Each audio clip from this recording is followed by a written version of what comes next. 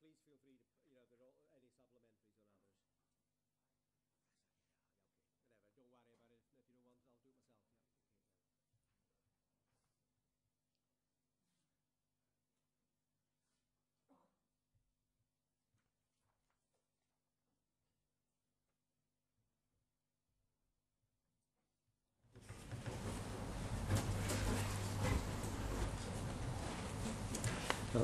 Order, order. Welcome to our public evidence session. Welcome, Sir Paul and your colleague. I'm sorry you've been kept waiting. We were just about ready to start at 3 when a vote occurred in the Commons. We are likely to be interrupted throughout the day with votes in the Commons and Lords as well. I'm sorry about that, but that's the price we pay for living in our wonderful democracy. Before we start with questions, Sir Paul, could I ask you briefly just to introduce both of yourselves for the record? I am the Interception of Communications Commissioner and have been so since 2006, so I've done something over 6 years in that office. And my colleague is the Chief Inspector who works under me with a team of 5 inspectors under her. And perhaps I can explain, if you permit me to do so, the way in which our work divides. I, in fact, have 2 parts to my role. One is the oversight of interception, and I'm sure that you are all sufficiently familiar now to know the difference between interception and data. Interception is that part of the activity which is covered by Chapter 1 of Part 1 of RIPA, and I do that myself, so that my function is to check that the Secretary of State who grants a warrant has done so on grounds which are sustainable. It is an auditing function carried out after the event, and I do it. I also have an oversight role in relation to data. Data, of course, is not the content, it is the context, if I can put it that way, of any communication. As you know, there are a large number of occasions when data is obtained, and it would be physically impossible for me to do them all anyway. So that side of my functioning, in other words, the oversight of data, is carried out on my behalf by Ms. Cavan and her team of inspectors. And that is how our functions relate. In the early days of my activity, I did do a couple of inspections on her side of the fence so that I understood what was going on.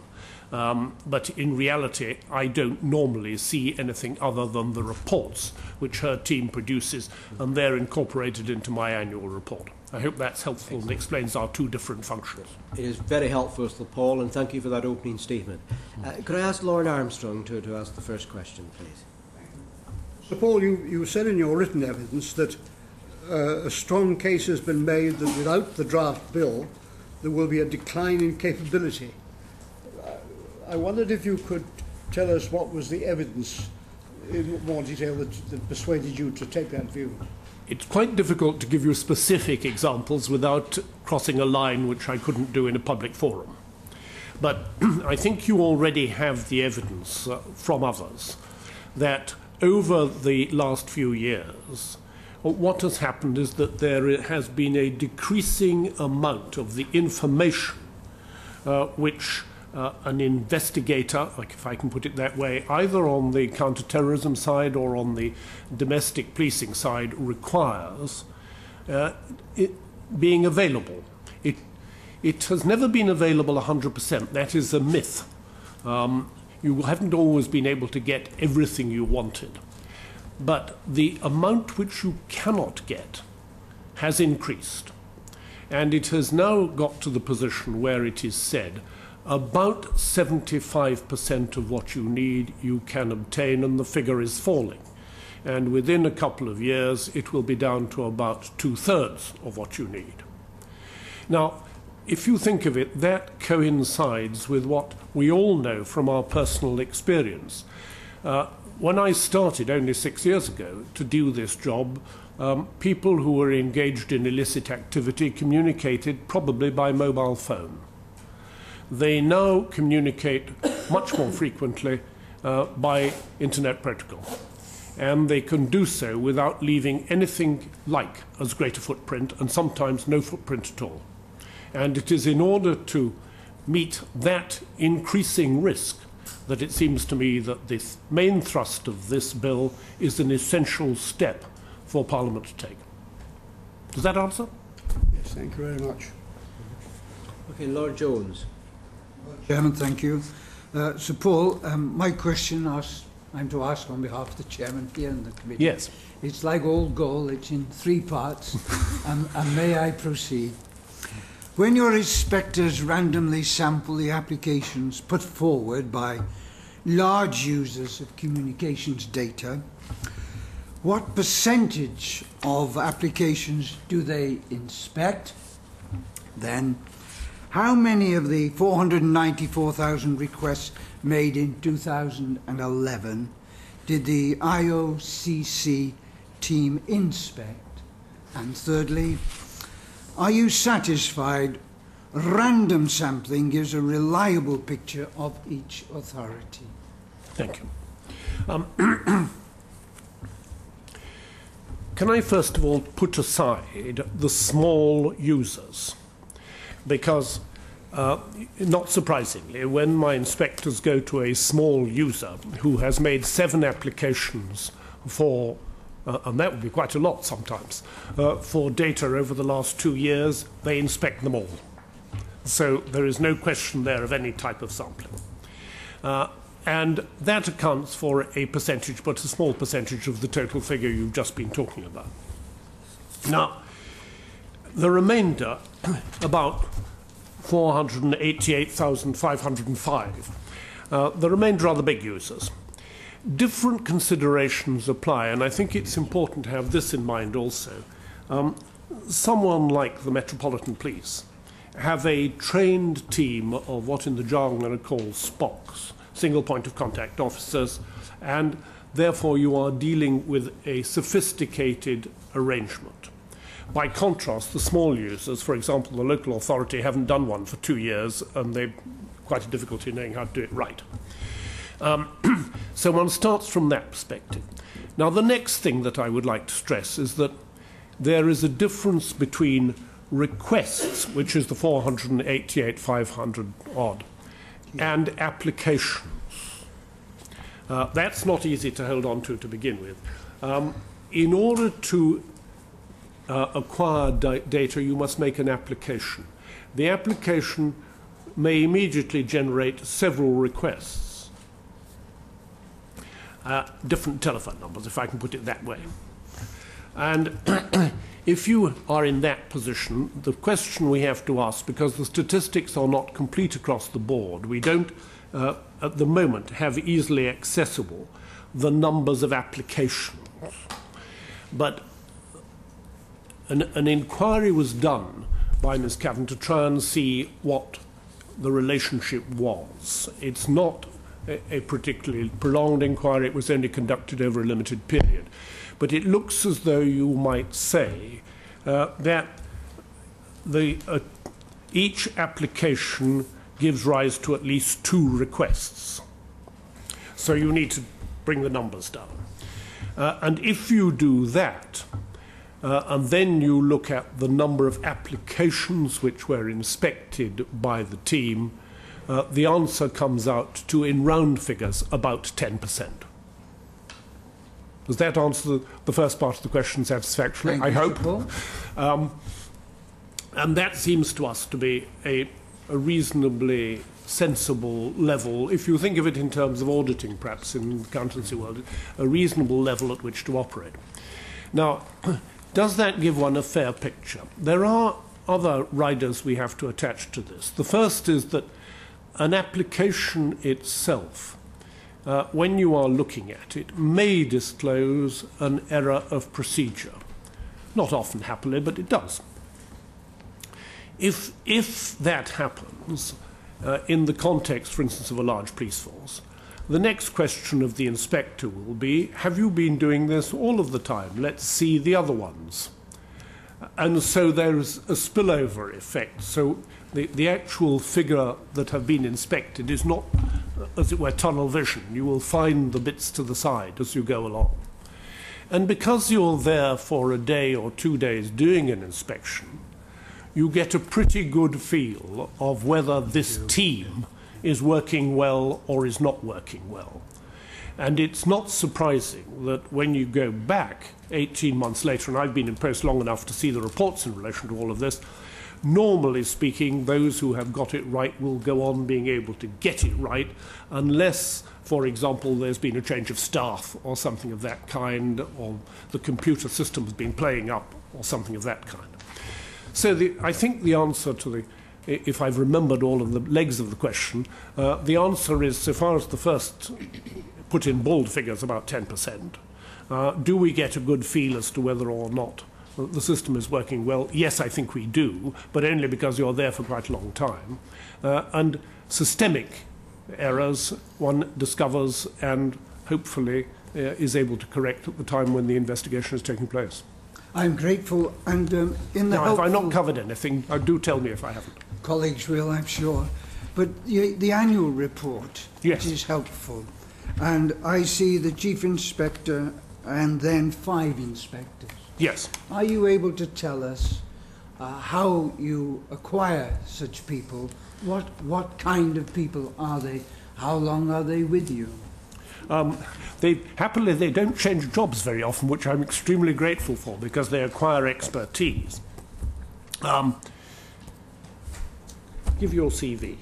Can I ask her to give her CV? Well, I've worked for the Commissioner and the previous Commissioner for nearly 8 years now, and we do have quite a consistent team who's been supporting the Commissioner for some time. I came from a private company where I worked as an independent expert witness in forensic telecommunications, and prior to that I worked for a police force.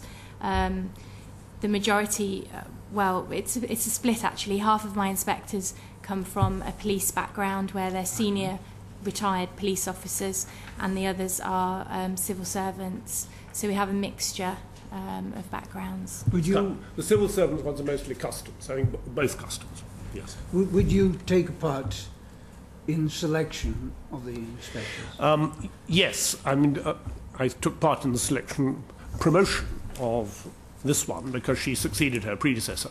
And I think I took part in the last appointment we did to. Yes, I do.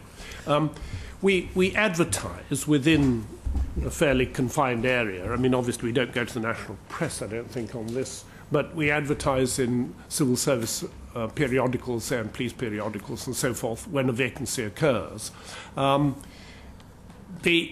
You need to have, and I've seen this in other walks of life, you need to have people who have a certain degree of competence, obviously, but who are available to do this kind of work usually because they've ceased to do something else.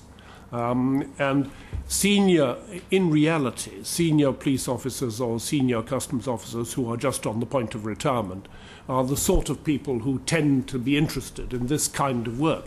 And from our point of view, it seems to me that they are useful people to have on board because very often they have used material at the other end and they have had experience of how the systems do work or ought to work. So they need less training and are more alive to the work we're doing than they would be if they came cold from the public. Lastly, support from me.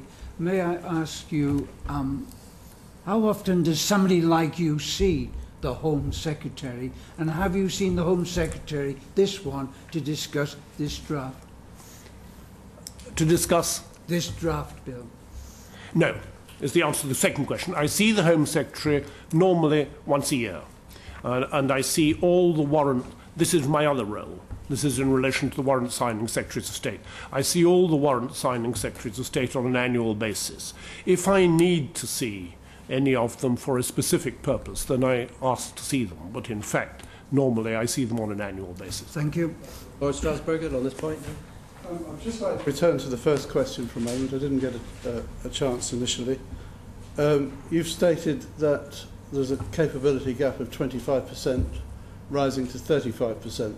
Is that your own assessment, or is that one that you've heard elsewhere? No, I mean, I haven't got the facilities to give my own assessment in that way, but I know from what I hear on all of the agencies I visit, and I do visit them quite regularly in the course of my work, that they tell me we weren't able to progress that any further because we cannot get that data and that is an increasing problem for all of them.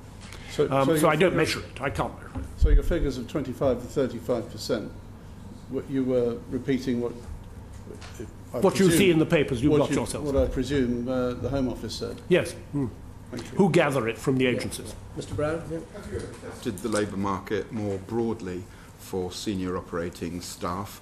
And aren't you worried that you're perhaps drawing... I mean, I understand your reasons, and I think you put them very well, but aren't you worried that you might be drawing your staff from too narrow a base, and that there might be a breadth of experience that you're not drawing on? We haven't tested the labour market more widely, no. But on the other hand, I'm not troubled about the base. If I can put it this way, if you saw some of the reports they produced when they're being critical of a police force, and they themselves were police officers, you wouldn't have any worries. I mean, it's quite clear that they understand exactly what they're there to do. If it's any comfort to you, the police said something similar when they were here. Yes. So, Paul, could I just follow up as well on your first answer to Lord Armstrong and Lord Strasbourg, the capability gap? You've said you've seen in your 6 years the change from mobile phones to other means of communication. But we've also heard a lot of evidence from others before this committee saying that if you looked at my mobile phone in the year 2000, you'd get fairly bare bits of information from it. Yeah. If you look at a modern mobile phone these days, you'll get thousands of extra bits of information, of websites and so on. So the overall amount of information has gone up exponentially. And how does that relate to the so-called gap?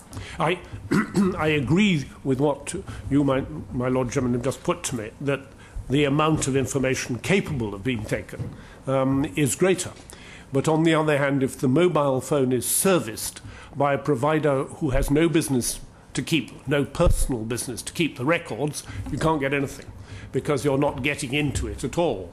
And that's the real problem, that for very understandable reasons, 6 years ago, every provider, I think I'm right in saying, in the marketplace had a business reason for keeping their own records.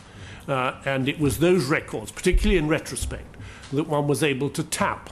Because if you were doing an inquiry in relation to a murder, you would be able to look for the records of the mobile phone which was found in the possession of the suspect and what they'd been doing at critical times. Now, if the situation has moved on to a position where that provider simply says, I have no records at all, I had no business reason to keep them, he pays me so much because he buys the phone and he buys a certain amount of time, or he has a contract which I don't have to keep any records of, the inquiry is at an end. And if the provider is abroad, and of course this is an increasingly international market, the problem then is of the same dimensions. I understand. Mr. Hubbard? Thank you, Lord Chairman. So, Paul, how do investigators judge what is a justifiable level of intrusion for communications data? When you're looking at the records, what are you looking for? How much information can you get to assure yourself? What is a justifiable level of intrusion? Yeah. I think you have to look at it on a case-by-case basis. There's no way in which you can say some formula will work across the field. But you look at necessity and proportionality in relation to any given application. And on the ground, I think I can say, hand on heart, it isn't that difficult. When I see what is in the reports and I'm performing my other role, see what is put to the Secretary of State in an application for a warrant, it's perfectly easy to see. There aren't that many which are near the borderline. There are a few. So you look at the reports of 50,000 assessments and you think that they're all relatively easy to tell. That's your... No, I'm looking at the report of the ones which have been inspected by my inspectorate. And which is a tenth of the whole... Yes, they are recording what they find. And sometimes, for example, they're normally more addressing the procedure being properly operated. They will be looking at the individual cases. The report will be dealing with the satisfactory nature of the procedure. Of course, if there is an inappropriate application, then it would come into the report. But I don't pretend that the report is a reflection of every piece of paper they've looked. Well, I take that back. They don't look at pieces of paper at all. This is all electronic. But at every application they've looked at, it will only highlight occasional ones. I agree. So, just according to your last report, your inspectors found 100 errors. Yes. Or 99 errors. Yeah. Yes. So there are some errors which are reported to your office automatically, but 99 you found by looking at a tenth of the data. 77 of them, I think I'm right. Yes, from local were in authorities. fact local authority ones. And as we inspect 100% of the local authority ones, you can take it, those are all the local authority ones. So it's only the remaining 22 which come from the rest of the field. Well, 22 is 22 too many, I don't disagree. But very often they are procedural, nearly always they are procedural errors. The sort of things that we have found, I think I'm right in saying off the top of my head, is the wrong level of person signing the authority. When it should have been, sometimes in the police it's quite easy because an identified rank was established. But in, for example, local authorities, there was no necessarily equivalent rank and it was signed at the wrong level. That's an error and it shouldn't have happened. But it isn't one which causes me to feel great anxiety. But it would presumably mean that the evidence couldn't be used in a court. I mean, certainly if the wrong rank of police officer gives an instruction where they have to be inspector or higher and it's somebody lower, that's not a valid thing in court. So presumably it's any of those glitches would mean that evidence could not be used in a court. Is that right? It may or may not be right. And it depends on the context. It is a ground for raising it in court. What the judicial ruling would be as to the admissibility of the evidence, I'd prefer to be sitting as a judge before I answer the question. In that case, because there are different rules for different data types. We've talked about content is one thing, use, traffic and subscriber data. And that is a very important aspect of what you just raised a moment ago, that many of the vast majority of applications, and I'm sure you appreciate this already in relation to data, are what one might call telephone book applications. They're to find out who was associated with this number. Now, for many of the bodies who have powers, they only have power to get that kind of information, which is subscriber data. So I think we're familiar with the breakdown, but actually the definition, which I'm sure you're familiar with for subscriber data, is information other than traffic data or use data held or obtained by a person providing a telecommunication service about those to whom the service is provided by that person. Mm-hmm. So presumably that means if I have an email account that's organised by the University of Cambridge, as in fact I do, yep. Then subscriber data isn't just the reverse directory lookup you've talked about. It would also include any information that the University of Cambridge holds on me. Is that correct? Yeah, on the definition it is. I can't remember it ever actually being in practice the situation I've looked at, but yes. But so if the university held my medical records from when I was a student, which again it does, that would count as subscriber data according to what this says. Because it would be information held or obtained by a person providing a telecommunication service about me. I'd like to think about that one. I'm not sure. This has been raised with us by totally, Janet, as a very serious concern, because it is very broadly written. If you could write back to us, that might be helpful, because which subscriber data, in the current bill, it's page 63. In the current, sorry? In the current draft, it's page 63, section 5. Is very broadly written and allows far more than the directory lookups I think you're identifying. Page 65. But 63. But if you want to write back to us, I think that might be more useful than... Sorry? If you want to write to us about that, I think that might be more useful than a... Well, I think... I mean, what as I understand it you're seeking is whether I am satisfied that the subscriber data is sufficiently narrowly defined. Have you an alternative to put? Well, one could define it in some sense as a reverse directory lookup, whereas this allows any information held to count as subscriber data. If you look at the information that Facebook would hold on me, that Google would hold on me, it's very significant. And it's not at all clear here what that definition is. And I hope that you are clear when you're doing inspections, because as you say, subscriber data is a lower level of authorisation. Oh, yes. And in fact, that is what it is in reality. The width of the definition is not a point which has ever actually been of materiality so far that I can remember. Can I then move on? Because one of the things we've had a lot of concerns about is how broad some of the investigations are. So there is a big difference between a police officer asking for information on a particular phone and asking for very general information, whether that may be a cell dump, it may be collecting data from a mobile phone provider for every client for the last 2 weeks or something like that. Every user, where were they in the last 2 weeks? One could imagine something very, very broad. Do you do anything systematically? I don't see how that would possibly satisfy any of the existing tests. It couldn't be proportional. I would tend to agree, Sir Paul, but reality doesn't always fit with what is actually proportional. But do you do anything to systematically look for phishing attempts? Do you ensure that it is individually checked? And how do you do that if you're only looking at a sample of requests? No, that's probably something that I ought to go into a little more deeply. The nature of an inspection does focus on various aspects. And, for instance, the users like if there is cell dump, they would be looked at automatically as part of the inspection.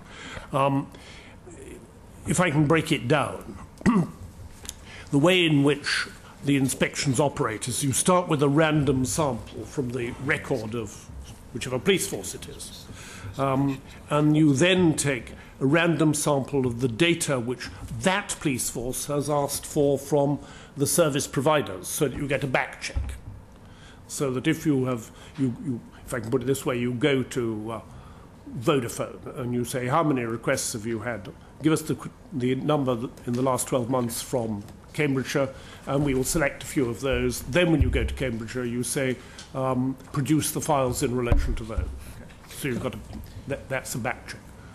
Chairman, could I ask on that point?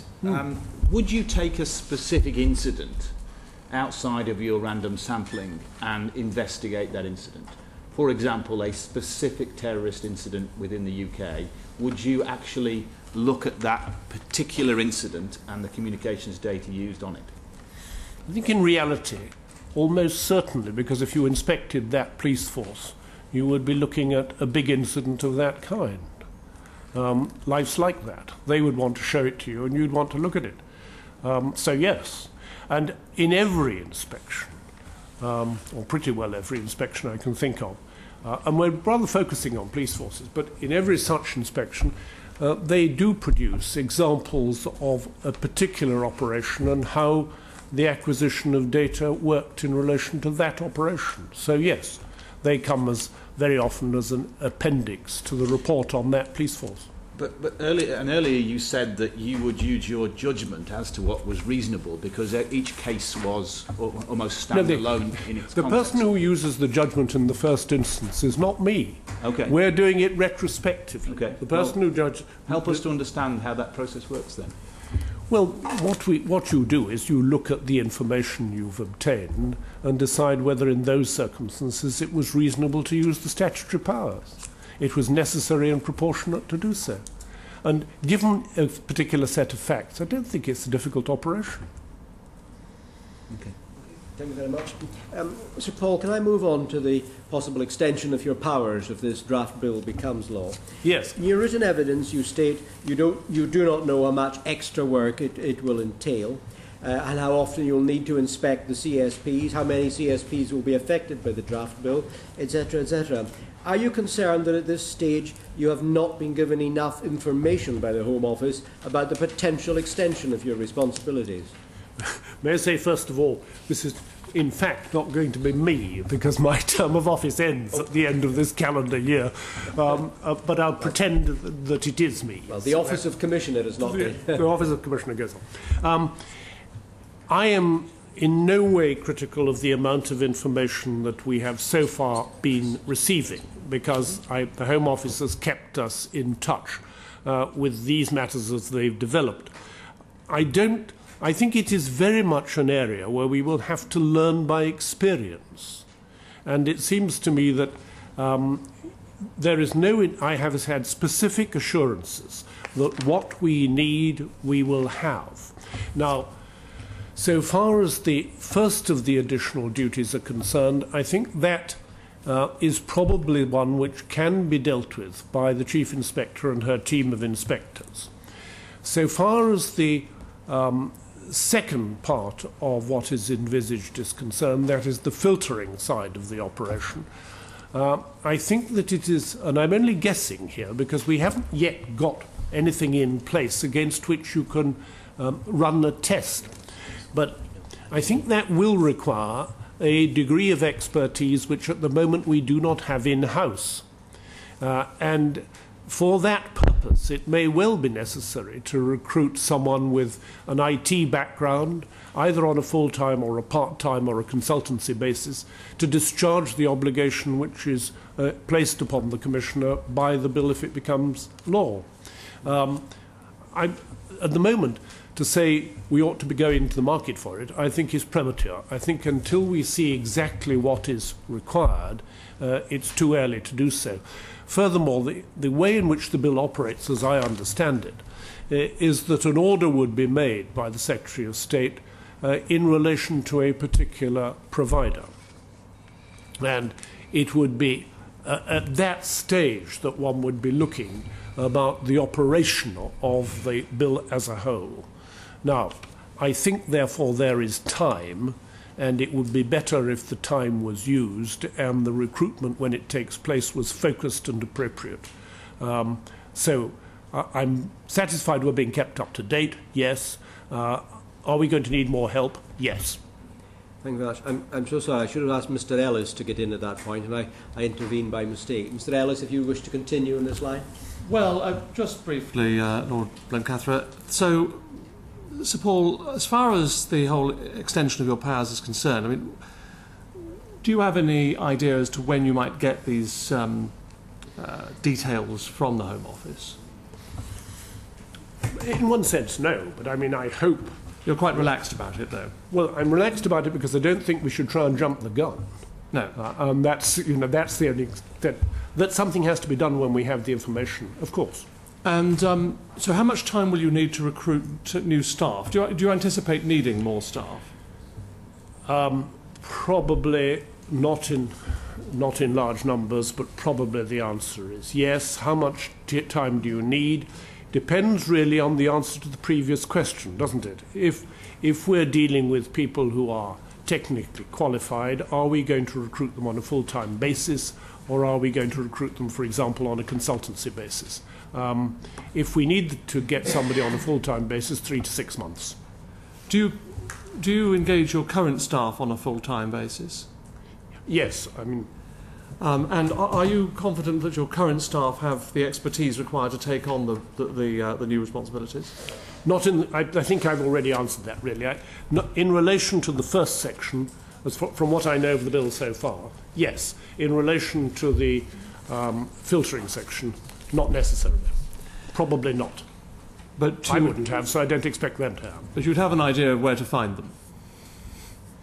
I think when I see what the filter involves, I might have to take advice from people technically qualified within the Home Office as to where we should be looking. But my present impression is that which I've already indicated, that people who have IT qualifications are probably the ones that we'll be looking at. But within that very broad field, the precise area to target, I don't know. And they'll be vetted individuals? I have to be. Yes. Unless they're already in the service. I mean, this is how one sometimes is lucky enough to recruit people who already have been vetted, and therefore we don't have. But you're quite right, that's another timescale. So, do you currently oversee applications for communications data made by public authorities? Yes. And is that through the mutual legal assistance process? No, we don't involve in the mutual legal assistance process at all. That is controlled by the courts, and we've had no hand in that at all. Do you have any observations about how that works? It's slow. Right. Slow, does that mean inefficient, or...? I think I know as much as you do, in the sense of I see what the timescale is in relation to matters which have gone through that route. I'm not prepared to say it's inefficient without... I mean, it would be wholly unsatisfactory to make a criticism of that kind without having been involved in investigating it properly. So you're generally confident, though, that when furnished with the information that you require, you will be able, or your successor, will be able to to deal with the issues appertaining to staff and facilities appropriately? Yes, I think so. And it required an assurance, which I have had from the Home Office, that essentially if I or my successor goes and says I need another member of staff, they will have it. Yes. But that assurance has been given. And in your 6 years, have you made such requests previously? For increases in staff, yes. Or equipment or facilities or anything along those lines? You have? Not to a great extent, but to a limited extent, yes. And where you have, you haven't been met with any obstruction or difficulties? No. And so just to take a step back, if I may, just on the need for this draft bill, you're coming up to the end of your distinguished term in this position. I think you say you finish at the end of the calendar year. Is that right, Sir Paul? So if one was to invite you to make a brief appraisal of your 6 years in the position and how you see things going forward, perhaps in the next 6 years, are you satisfied in all the circumstances that this is a necessary measure that is both proportionate and also meets the challenge presented by criminals and terrorists and other wrongdoers going forward? Absolutely, is the short answer. I have no reason to doubt, indeed this is where we began, the figures that I have been given as to the extent to which the ability to obtain information has been contracting. I regard that as potentially very dangerous, and it means that we are unsighted in a section of the market, and we are in a world which is still extremely volatile. Now, it seems to me that against that background, what is now being sought is not to increase the amount of information available in the public domain. It is to require, principally, it is to require service providers to retain certain information which can only be accessed in a proper way, that is to say, when it is shown to be necessary and proportionate to access it, and then it can be used for the purposes of securing not only convictions, but one tends to forget, because that's the side we can talk about, but also by the intelligence services for disruption. And disruption is a hugely important part of the safety which we all enjoy. A lot of it is never even mentioned. But in fact, if they lose the capacity in that direction, and you lose the capacity to detect crimes which have been committed, to the extent to which could be something in the region of 20%, 1 in 5 of the pieces of information you want, that is very serious, and we should not be doing that either for our own safety or the safety of our children. Thank you very much. So, Paul, Lord Strasburg, you had a point. That's it, Paul. Lord Strasburg. Sir Paul, this draft bill will add a very large amount of data on top of the data that is currently covered by RIPA, and therefore this committee is concerned to be comfortable that the way the auditing of RIPA is going well, and secondly, we're concerned to know how well the public authorities are complying with the law. Now, I've read your report, 2011 report, very carefully, and it's quite long on enthusiasm for the benefits of communications data, but it's quite short on detail of your inspections. As an example, on page 33 and page 44, there's 2 graphics which show the level of compliance for 2 groups of public authorities, and you've grouped them into good, satisfactory and poor, but I have no idea how good a public authority has to be good. What percentage of compliance does a public authority need to achieve to reach your category of good, and equally for satisfactory and poor? Well, we tried to make a sort of overall evaluation of the reports in a way which was put the message across. I think if you read the remainder of the text around the graph, you realise how they have come into existence. The vast majority of police forces and law enforcement agencies had fully implemented the previous recommendations. When we go, we make, or when the inspectors go, they make recommendations. And if they implement previous recommendations, then you get to a situation where their performance is of a level which you expect to be good. If you, at the time of inspection, find that they are not complying with the Act in certain respects, it may be a minor error, it may be all right but not very good, it may be simply awful, and we have tried to make those distinctions in those bar charts. I don't know how much more we could do which would be of help, but if we could, we will certainly try it. Well, for example, in order to get into your good category, does that mean that 100% of requests were compliant, for example? Yes. In 100%. Most cases, yes. The 72% isn't a 72% good. It's 72% saying you are an efficient authority. Yes, but what does good mean? I'm still trying to find out what good means.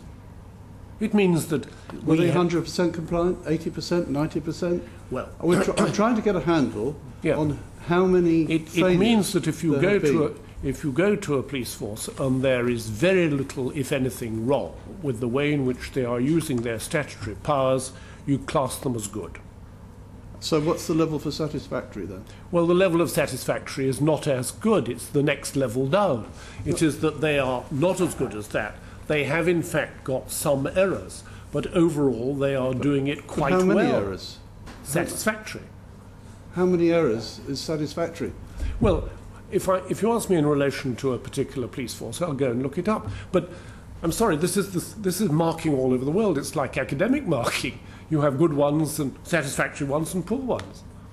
But in order to get a grade in my GCSEs, I'll know that to get grade A, I have to achieve 72%. Yeah. So what does a public authority have to achieve to become good or satisfactory? Or how bad does it have to be poor? Well, I'm sorry, but if there are a lot of errors, then it's poor. If there are only one or two errors, but it depends on the quality of the error. If the error is significant and there are 2 or 3 of them, then they may only be poor, although there are only 2 or 3 errors. If there are 2 or 3 errors, but they're not very serious errors, they may still be satisfactory. I can't do any better than that without reference to a particular report. So you're telling me, really, it's a totally subjective judgment?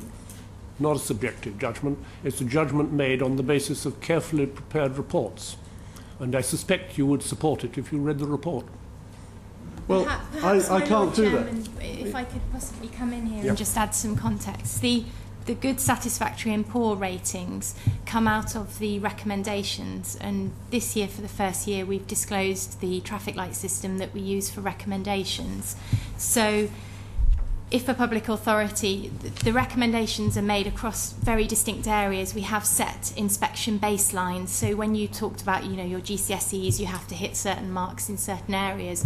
We have a very structured inspection baseline document that covers the application process, the authorisation process, the urgent oral process, the content of authorisations and notices that go to the service providers, the quality of those. And we inspect a number of baselines which come directly from the Act and Code of Practice, and we mark the public authority against those baselines. If we then make a recommendation against one of those baselines, if it's a very serious compliance issue that's caused breaches or potentially data's not being acquired in accordance with the law, that will be given a red compliance recommendation, and it's very unlikely then that public authority would get a good grading overall if they have got some red serious compliance recommendations. So what we wanted is, if we give a public authority 13 recommendations, it was very difficult for them to decide which ones to hit first, which ones were perhaps more serious compliance issues that they needed to address. So that was why we introduced the traffic light system, which shows the severity of each recommendation against each baseline. Then a chief officer is able to say, okay, in this area we have really serious, poor compliance. We've got red recommendations, so we need to address those. So once we see the number of recommendations, the colours of those recommendations, which represent, you know, how serious the compliance is, we will then use those quantitative results to move them into either a good, a satisfactory or a poor category.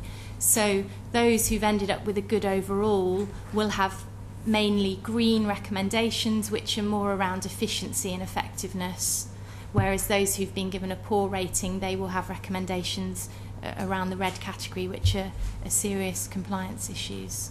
So I hope that helps. So the ratings are about process, how well they're applying the process. They're not about, they don't give me any indication of how many times public authorities are not complying with the procedures, are making requests that are not compliant. They will include that, because if a public authority has made a request that's not compliant, that will automatically be a red. So how can I find out how often issue. this happens?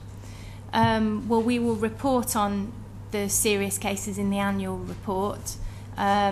It's very difficult to report on all cases we find, you know, if because of sub judice. So, you know, we can't report on absolutely everything openly, no. But they will be mentioned in the report where we found serious non-compliance issues. Not after the details. That's all. I could certainly have a look at that for you. We don't get bogged down in it today. Yeah, of course. Please. That would be helpful. Can we move on? Mr. Mosley. I might go into the details here, but when you're looking at the compliance, do you actually look at the technical systems used by the public authorities, or do you rely upon the paperwork that you're supplied and the documentation that you supplied from those authorities? Do you? The answer is there is no paper, but if you like, this Cavan. The answer is you look at the base material. So you go in there and you look at their technical systems and make a decision based upon that for a public authority. Yeah. What about with a CSP? Sorry? What happens with a communication service provider that may not be a public body? I don't have any role in relation to communication service providers, but I would acquire one under the... I do see them and I visit them, but I don't have a statutory obligation to do anything with them other than talk to them and see that they're in getting the service they need from the other end. I can't go to them and say, produce to me your records. I have no statutory warrant to do so. Okay. In this bill, there is a certain role in relation to communication service providers. There wasn't previously. But for what it's worth, I have always gone, not to all of them, but to the large providers, in order to talk to them about what they do and to make sure that the relationship they have with, for example, agencies is a satisfactory one. Okay, and would you have a role at verifying the interception and communications data logging equipment that's been put on these CSPs' networks? Well, as I understand it, that is part of what would be now envisaged, yes. Okay. But that's the technicalities. That's how this will work out on the ground when we know more of the technicalities. Yeah. Okay, we've going back to the public bodies sort of view. You say you currently have the right to go in there and verify their systems. From some of the evidence we've seen, I know Big Brother Watch say this. They say that you might have the power to do it, but there doesn't seem to be any anything in your reports to say that you've actually been in and looked at the systems themselves, rather than relying upon the evidence that they supply you. Have you ever used those powers to go in and look at the systems? Yeah. We do actually conduct the inspections on the system, so nothing's printed out for us. We have logins to that public authority system, and we conduct the inspections on the system, so we see the full audit trail and the actions taken on that system. We wouldn't be able to do it on paper because we wouldn't be able to see the audit trail, because the process, you know, works electronically, so if you weren't examining it on the system, it wouldn't be robust enough. Okay. And moving to the new system, when you've got the rights to do that with the CSPs as well, do you think those CSPs would be happy to allow you to have that authority to do it on their networks? The degree of cooperation we've always had from the CSPs is very high, and I have no doubt that if the matter... Well, one of the basic factors is that in this country we pay the CSPs for their cooperation. And I'm not saying they make a great deal of money out of it, but they don't lose money out of it. And we do get very good cooperation, and I've no reason to doubt that if this bill were to become law, that would continue. And as I understand it, and it's quite important to make this point, the purpose of those who wish to see this bill become law is not to use the powers enshrined in it, except when they have to. They want to obtain most of the material which they need to have by means of cooperation. And I think that the past suggests that that will be possible, provided there is in place a statutory formula to be used if the cooperation is not forthcoming. That's why I think this bill is very necessary. Thank you very much, Sir Paul. Baroness Cohen, I'm jumping my questions. I'd like to ask you about the warrant system in relation to local authorities. Yes. It's quite a popular suggestion among some of the people who give evidence to us that if you're a local authority and you want to access communications data, you should get a warrant.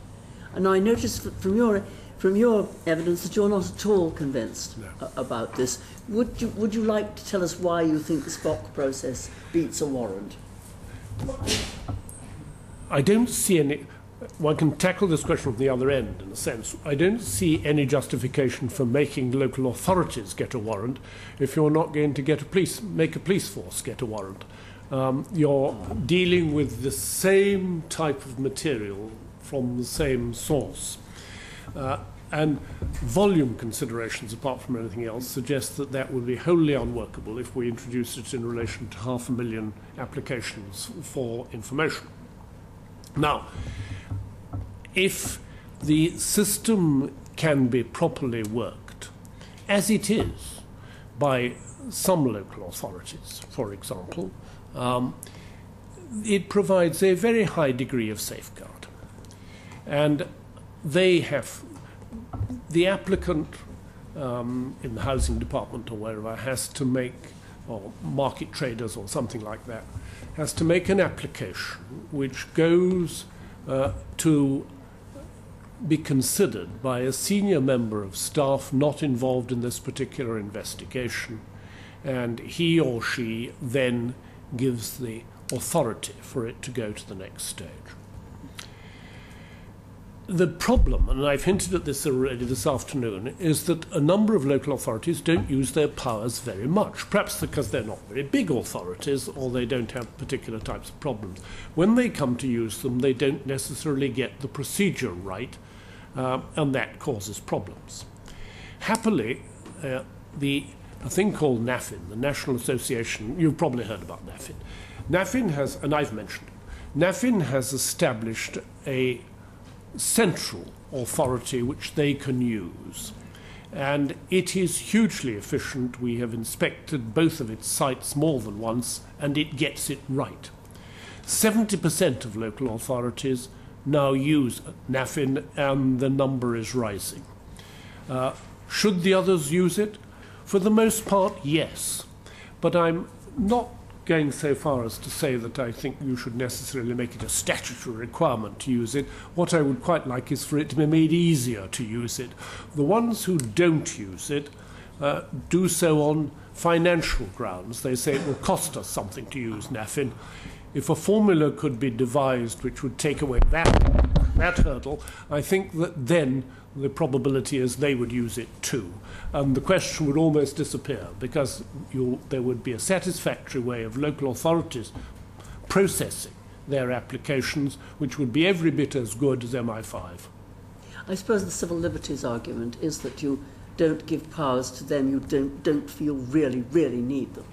Yes. And they're perfectly comfortable with giving the police and security services powers. But you're saying the procedures are in fact exercised in the same way. Yes. I think the controls are perfectly in place. And I know there have been the odd incident about the school catchment area or something like that, but they are the odd incident. And if there be a criticism, and I've said this in a report before, it is that local authorities don't always use these powers as much as they perhaps ought to deal with the type of offending which they are entitled and required to investigate, and probably have no other means of investigating. When you say local authorities, You don't just mean local councils, district, you mean the other public authorities? Yes.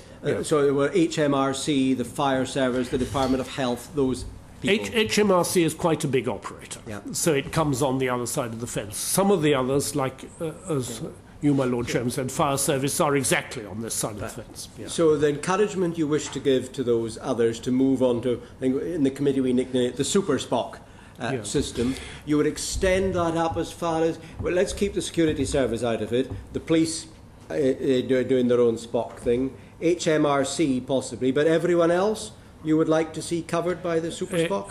If you take out the intelligence services and the police and HMRC, they are the big users. Sorry? Soccer I envisage being part of the police, yeah, but yes, I mean, yes. And the but if you take those out, I would be perfectly happy with everyone else using NAFIN, but the problem, of course, is that an awful lot of them are not local authorities, and NAFIN is a local authority body. So you would something would have to be done. I don't think that's impossible, but to enable the Mersey Docks and Harbour Board or someone like that to be able to use a body which is not theirs. Yeah, and you think that would give a higher level of certainty, safety, accuracy than them trying to use their own internal Spock systems or even a magistrate's warrant? Absolutely, yes. And that would certainly be so other than with perhaps very large authorities. And the City of Birmingham, for example, is a large authority, may have enough traffic to develop quite a degree of sophistication of its own. What about the FSA? The FSA has quite a lot too. It's one of the biggest users. Yeah. Okay, yes, thank you. I found that very helpful. Could I move on? Baroness Cohen, have you concluded? Yes, you have. You concluded. Yes, so Mr. Hubbard. Sir Paul, your submission suggests that you want to keep the number of permitted purposes which communications data can be used. You'll be aware there's a long list from national security to any crime to collecting any tax or duty and so forth. Is that right? Do you want to keep all of that full list? Yes, I mean, I don't see any reason for not keeping it. If the powers are not... I'm not wedded to this, but I think the reality is some of these are quite important, even though they haven't cropped up recently, if one can put it that way, yes. I mean, you're presumably aware that Mick Creedon, who's the Chief Constable of Derbyshire Police, is also the ACPO lead on serious organised crime, commented, and I believe this is a direct quote, if I'm driving on the motorway and I see someone on a phone texting at 80 miles an hour, that for me would pass the test immediately. Now, he's technically right that it is a crime. Would you agree that that was a proportionate use of communications data? I have hesitations about it, I agree. I read that like you. But on the other hand, I'm doubtful about the serious crime frontier, if we're in that territory. It rises more particularly and more frequently in relation to local authorities. They have a statutory duty to investigate fly tipping. It's easy when it doesn't affect you or I to say, not very important crime. But if it affects you directly, it is very important to you, and the only way in may be to find out who owns the mobile number on the card which was given to the householder. But can I go back to your role inspecting this? Let's say Mr. Creedon authorised the use of communications data for somebody who was texting at 80 miles an hour. You then inspected that. Would you say, this is perfectly legitimate, it's a crime, it's fine? Would you raise questions about it? Would it fall into your category? Would it push the Derbyshire Authority down towards satisfactory or poor? Or would it have any effect at all? It must depend entirely on context. There was a case on the M1, and I can't remember the name of the person who was involved, who a child was killed, and you will remember it too, probably, near Sheffield. And the suspicion was that the driver had been on his mobile phone at the time when the accident occurred. Now, that's a pretty serious matter, isn't it? But Sir Paul, the example that Mr. Creedon gave was quite clear. If I'm driving on the motorway and I see someone on a phone texting at 80 miles an hour, there's no suggestion of anything else. It's just 80 miles an hour on a phone. He believes that would be proportionate. He would go ahead with it, presumably. What would happen when you inspected that authority? How would you look at that case? Would you flag it up as a concern? I think it's a question of how. Well, I'm being whispered to. So, Joe, say it, Anna. I don't think an application just on the basis of that one sentence, if that was all there was, that wouldn't even reach the SPOC and get through the SPOC, and it wouldn't even go to a designated person to consider the robust guardian and gatekeeper role that the SPOC performs. They'll be looking for certain tests to be met, and they're very professional and they take it very seriously. So if there was a lot more to that case, after they'd stopped that, if it was dangerous driving and something happened and there was, and there was a lot more information that the communications data was required to prove that offence. But something just on the basis of that one sentence with no more detail, that wouldn't. Ms. Cavan, so you're hoping that the SPOC would say to their chief constable, I'm sorry, you're wrong, we're not doing this. I know you're the lead nationally for the police on this, but I'm not going ahead with it. That may be the case. Let's say the SPOC didn't feel comfortable enough to tell their chief constable that they were wrong and approved it. You would then inspect it and have a look. You would see this. What happens next? Then we would ask for any further information. Obviously, an application form should stand on its own. Yeah. So that should have contained everything it needed to justify the tests. If we're not satisfied that there's enough information there, we'll ask to look at the case file. We'll ask for the applicant and also the designated person who approved that request to provide us with their thoughts and justifications, if there's any policy logs around the decisions that were made and the reasons why. So we will look at all of, if there's any more surrounding information or evidence. But ultimately, if there isn't, we will conclude that request, we don't deem that was necessary and proportionate. Okay. I mean, I think that's very helpful given this disagreement there. But so you would give them a chance to add to the information that was originally provided, to look back 6 months ago and say, actually, I think there was some other thing, I was very concerned about something else, that they'd have that chance above what they asked for authorisation for. Yes, I think it's really important because, the quality of applications does vary, and sometimes someone may not have, put everything they needed into the application. Now, technically that shouldn't have got all the way through if it's not of a particularly good quality.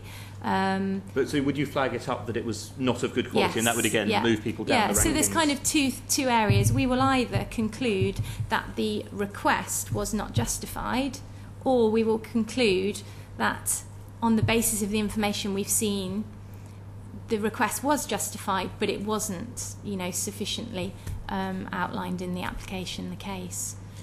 Some judgment on proportionality. Would you like Sir Paul to see additional powers given to you on proportionality to make wider judgments? I don't think so. I think that the situation is entirely as has just been described to you, and I think that the way in which we do judge or review other people's judgment, one's perhaps actually got to keep that in mind also, that you are deciding whether or not the application was justified. You're not the first instance decider. And I think that's quite an important distinction to keep in mind. But what has just been said, of course, is entirely true, that if the paperwork is not up to standard, you certainly see what the paperwork was founded on. And when you then look at what it was founded on, you may be able to say, well, even though it wasn't up to standard, it was clearly a necessary and proportionate act to exercise the statutory powers. Okay. Thank you. Mr. Brown. Our constituents worry that information about them that ought to be confidential will be discovered and then improperly disclosed. And this could be everything from a public official with access, finding out something about somebody they know, to public officials obtaining information on, say, a celebrity or a person in the public eye and selling it to the newspapers. Now, we know these things happen. If people do such things, shouldn't they be caught and punished? Oh yes, it's a criminal offence to misuse the powers. Yeah, I think the offence is misconduct in public office. Sorry? Isn't the offence misconduct in... Yes, I mean, no difficulty about that proposition. How many such prosecutions are there? Sorry? How many such prosecutions are there? Of misuse within our sphere? Yeah. As far as I know, none. But if people are wanting to acquire information of that kind, they don't use legal means, not normally. No, I understand that, but what the public are looking for is safeguards against that, and catching people and punishing them would be one safeguard. There is, as far as I'm aware, there is no misuse of that kind within the area in which I operate. That there is misuse of that kind, I know as well as you, because I read my newspapers. Yeah, I think the public's fear is not so much in the area in which you operate. I mean, the legal intercept doesn't give rise to that kind of problem. No, but that the information that is then shared with others and then comes into the public domain. You know, the route is not a direct one; it could be an indirect one. Yes, I can't immediately bring to mind any recent instance of information being leaked, which has been obtained for a proper purpose, if that's what you mean. If we were looking for a way to reassure our fellow citizens that the citizen was safeguarded against such an abuse, how should we go about it? Well, I've absolutely no doubt that if that happened, there would be appropriate measures taken, probably in the form of a prosecution. Yes. And you think the courts would be supportive? And you think the courts would be supportive? Oh, yes. I mean, I don't think there's any difficulty. I mean, if you obtain information in the course of your duties under RIPA and you disclose it to someone else, you are committing a criminal offence if you disclose it to somebody who should not have it. Yeah. And it's a matter of concern to people like, for example, the IPCC. Yes. Our fellow citizens are not reassured. Yes. I mean, that's just the. The powers are there, and they would be exercised. Yeah, Lord Strasbourg on this point. On pages 42 and 43 of your report, you've identified 2 local authorities where 52 requests were not in accordance with the law. I'd like to know, if you know, what penalties or sanctions were applied to the individuals or the authorities in those cases. Sorry, page 52. Pages 42 and 42, I'm sorry, I misheard you. Bottom of 42 and the top of 43. 52 requests not in accordance with the law. What happened to those individuals and those authorities? In those cases, they obviously received poor compliance in those areas, and the recommendations would be that they should inform, if they're going to take those cases to court, they should inform the prosecutor that that data has not been acquired in accordance with the law, and then that will be up to... But what happened to the people who failed to comply on a large scale? Yeah. We report to the person who is in charge of them. What happens to them on the ground is a matter then for those individuals. I don't have, as it were, a remit to prosecute. But I think it's important to distinguish as well as to whether it was willful or reckless use. And in these cases, we were satisfied that they didn't intentionally breach the legislation. It was just lack of knowledge and lack of training that unfortunately led to these unfortunate errors. But it will be up to the local authority to decide. In one of those local authorities, they actually cease to acquire communications data until they were satisfied they'd put robust systems in place to prevent recurrence of similar errors. So, Mr. Brown. Should you have a remit to prosecute? In some respects, I'm half inclined to say yes, but I'm not I, on the whole, would prefer to say no, because the way in which we operate for most of the time is to try and encourage compliance and not to act as some kind of dragon who's there to try and notch up how many errors you've made. Yes, we want to count errors, but we want to try and ensure that local authorities do it right. And that's why, for example, we've been hugely supportive of NAFIN, because we know NAFIN does it right. And what we are more inclined to say to them is, you got it wholly wrong, please use NAFIN. And I think that's a more effective way from the public point of view of getting compliance than saying, we will prosecute you. If you uncovered something that you felt ought to be prosecuted, who would you ask to prosecute it? Well, it depends on the context. If it was within a police force, we would probably go in the first place to the Chief Constable and say, here is the matter, what are you going to do about it? Now, in the last resort, I can, of course, go to the Director of Public Prosecutions and say, there it is.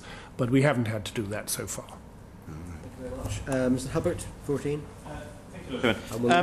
So, Paul, your written evidence says it would be helpful if the record-keeping requirements were extended to collect statistics in relation to the number of applications, the necessity purpose under which the data was acquired, and the specific offence or crime under investigation.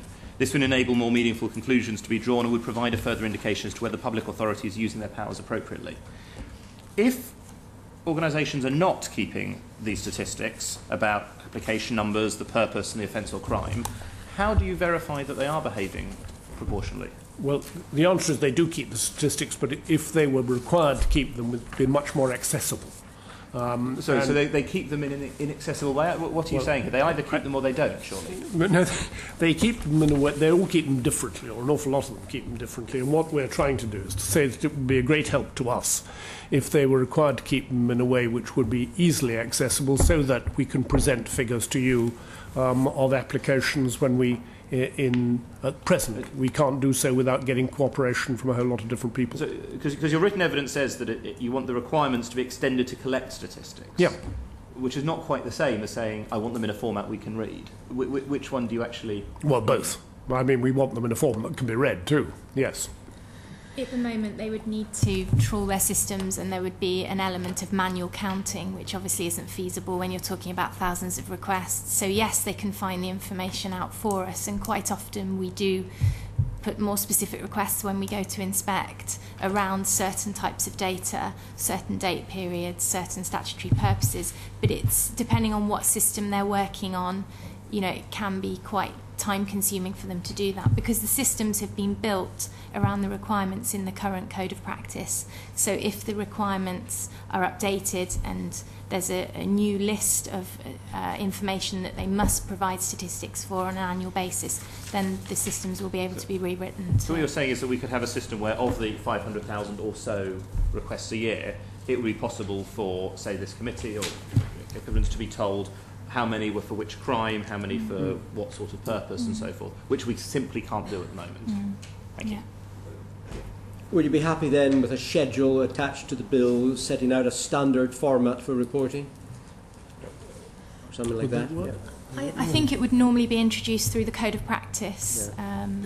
The moment that has happened. Yeah, it hasn't happened. Okay, but there is, in the bill, there would have to be a code of practice. Yes. So the opportunity is there for this particular Seems to me slightly ironic. We've got a bill which will allow for the automatic interception collection of billions of bits of information, but there's no method by which you can automatically get the information to publish. I agree. It would seem to me it's what's good for the sauce for the goose and so on. Okay, Mr. Mosley. Some of the witnesses we've heard have suggested that individuals should be notified if their communications data had been obtained by an investigator under the RIPA powers. I guess there's an exception there if there's a criminal case sort of ongoing or something. Yeah. But do you have any views on giving on that? I don't favour it. Almost all of the mistakes lead, for example, to your mobile telephone number being obtained and nothing happens. But an error has been made. For you then to be contacted to be told that your mobile telephone number was obtained by error doesn't seem to me to take anybody anywhere further forward. And the vast majority, and I'm speculating now, I agree, the vast majority of these inquiries do arise out of a criminal investigation in some form or another. It's also worth remembering as one goes along that we do see, not a lot, but we do see from time to time, investigations which have resulted in innocence being proved. What do you do about those?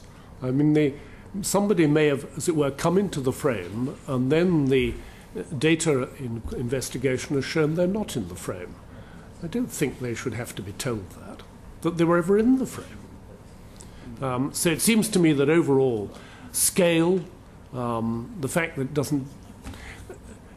If you look at what comes out of an error, you very soon find that it is an error simply because nothing has come out of it. And I don't think the individual would learn much by knowing I was the subject of an error. Thank you. Mr. Ellis? Oh, nothing. Okay. And finally then, Sir Paul, and thank you very much for your patience. We are running a little bit late. Could I ask you about the filter?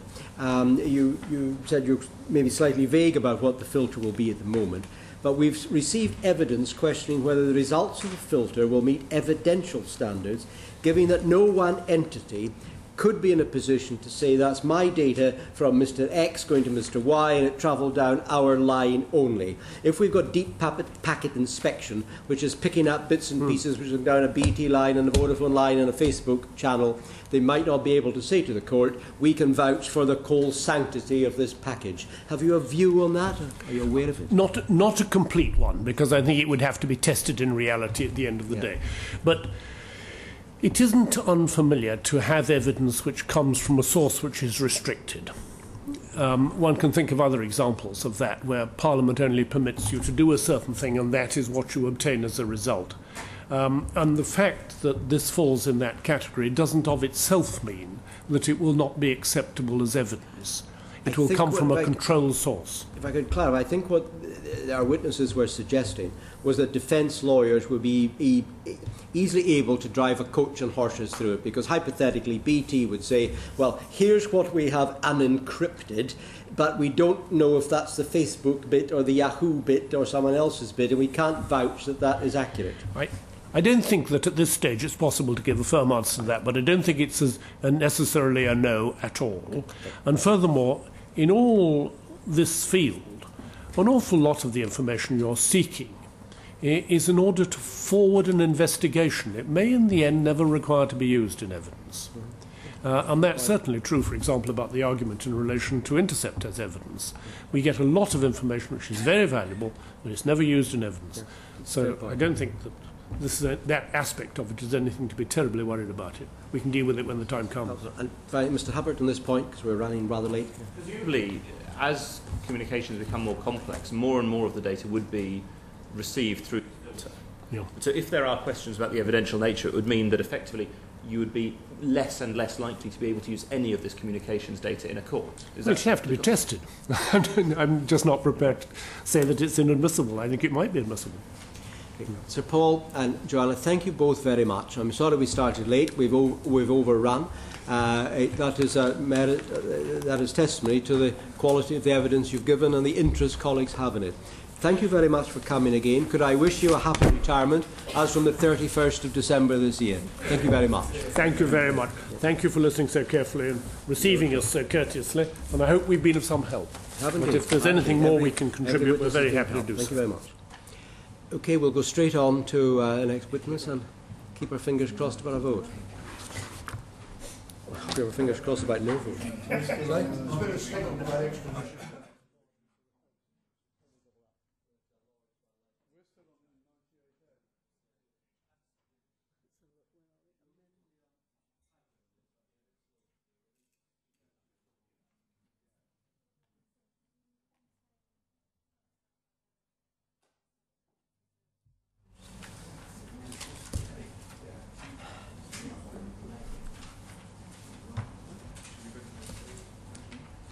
Are we all here?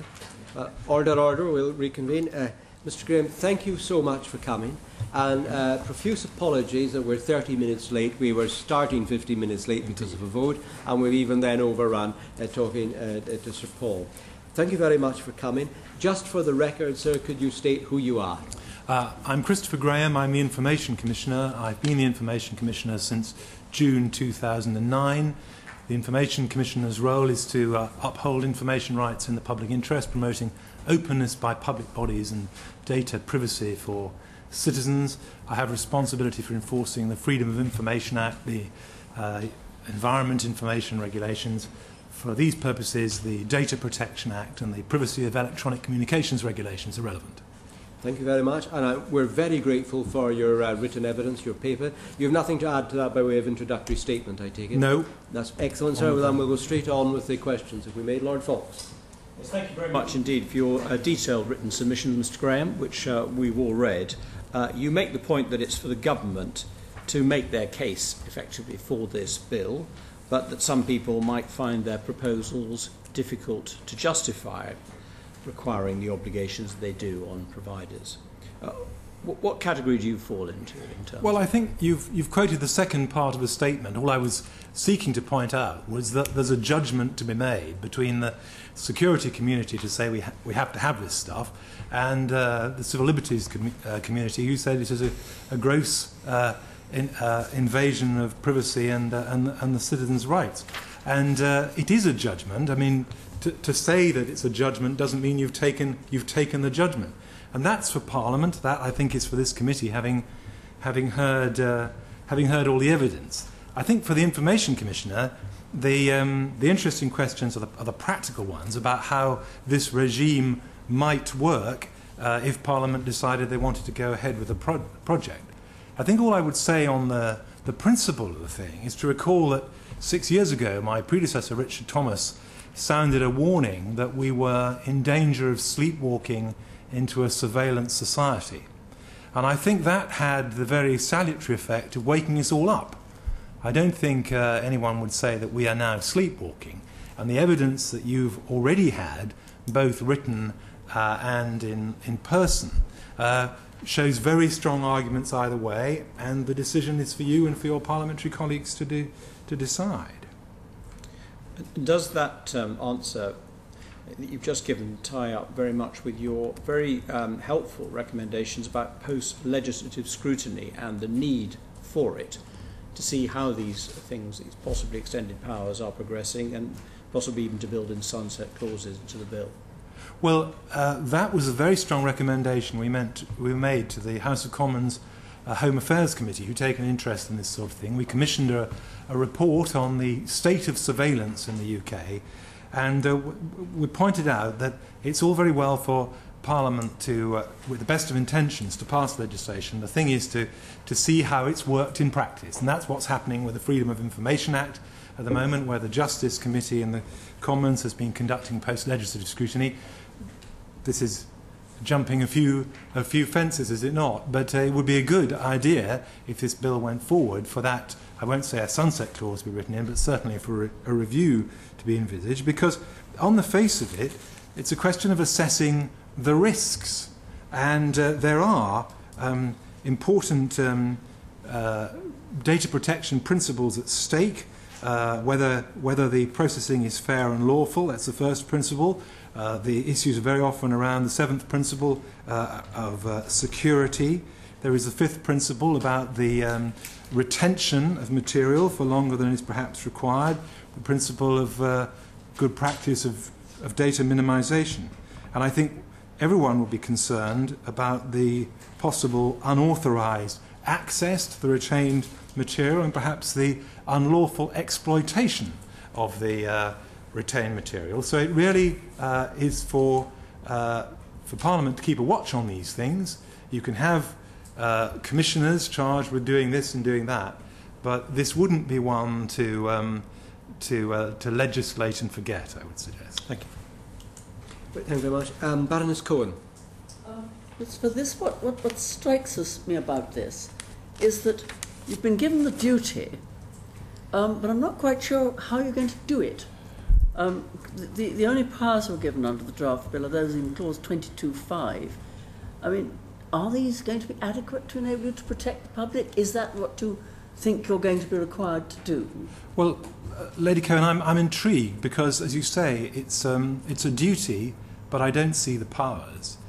I haven't heard from the Home Office whether this is merely an expression of the responsibilities which the Information Commissioner has anyway in relation to data protection, or whether something new and extra is envisaged. Because if one's going to be part of a framework of reassurance where safeguards are built into the bill, frankly, it's got to be more than aspiration. and I'm told I'm to keep things under review, but I'd like to know how and with what. I imagine that there would need to be some sort of inspection regime of the kind that Sir Paul's just been describing. I would like to think that if the safeguard was found to be credible, it would involve powers of audit of the communication service providers who had been designated under the Act, whoever they are. I have to tell this committee I don't have those powers of non-consensual audit. I'm asking for them in relation to local government and the health service, but I'm not getting very far. I have those powers in relation to the privacy and electronic communications regulations for some communication service providers, but only in relation to the privacy and electronic communications regulations. So if the Home Office means that the Information Commissioner is really going to be able to reassure the citizens that these communication service providers, whoever they are really hanging on to the information satisfactorily and are getting rid of it finally, irreversibly, after 12 months. I need the powers to do that. I need the resources to do that. And if all it is Clause 22 of Part 3 of the bill, I'm sorry, that doesn't do it. Thank you very much. I didn't think it did either. So I shall be interested. We'll have to ask the Home Office what they thought they meant. I loved Annex A of your written evidence because the surveillance roadmap is just incredible. I mean, it really is pretty staggering as to who looks after what and who appeals to what. I mean, do we see a need really for a wholesale reapproach to all of this? Because it looks to me as if they've just handed you a few other clauses putting upon you a duty to look after something else still, but you don't have anything to do it with, and it's pretty difficult if you ask the question, who's responsible for the freedom of the citizen? I mean, if the answer is you are, I'm not sure you've quite got the powers anywhere.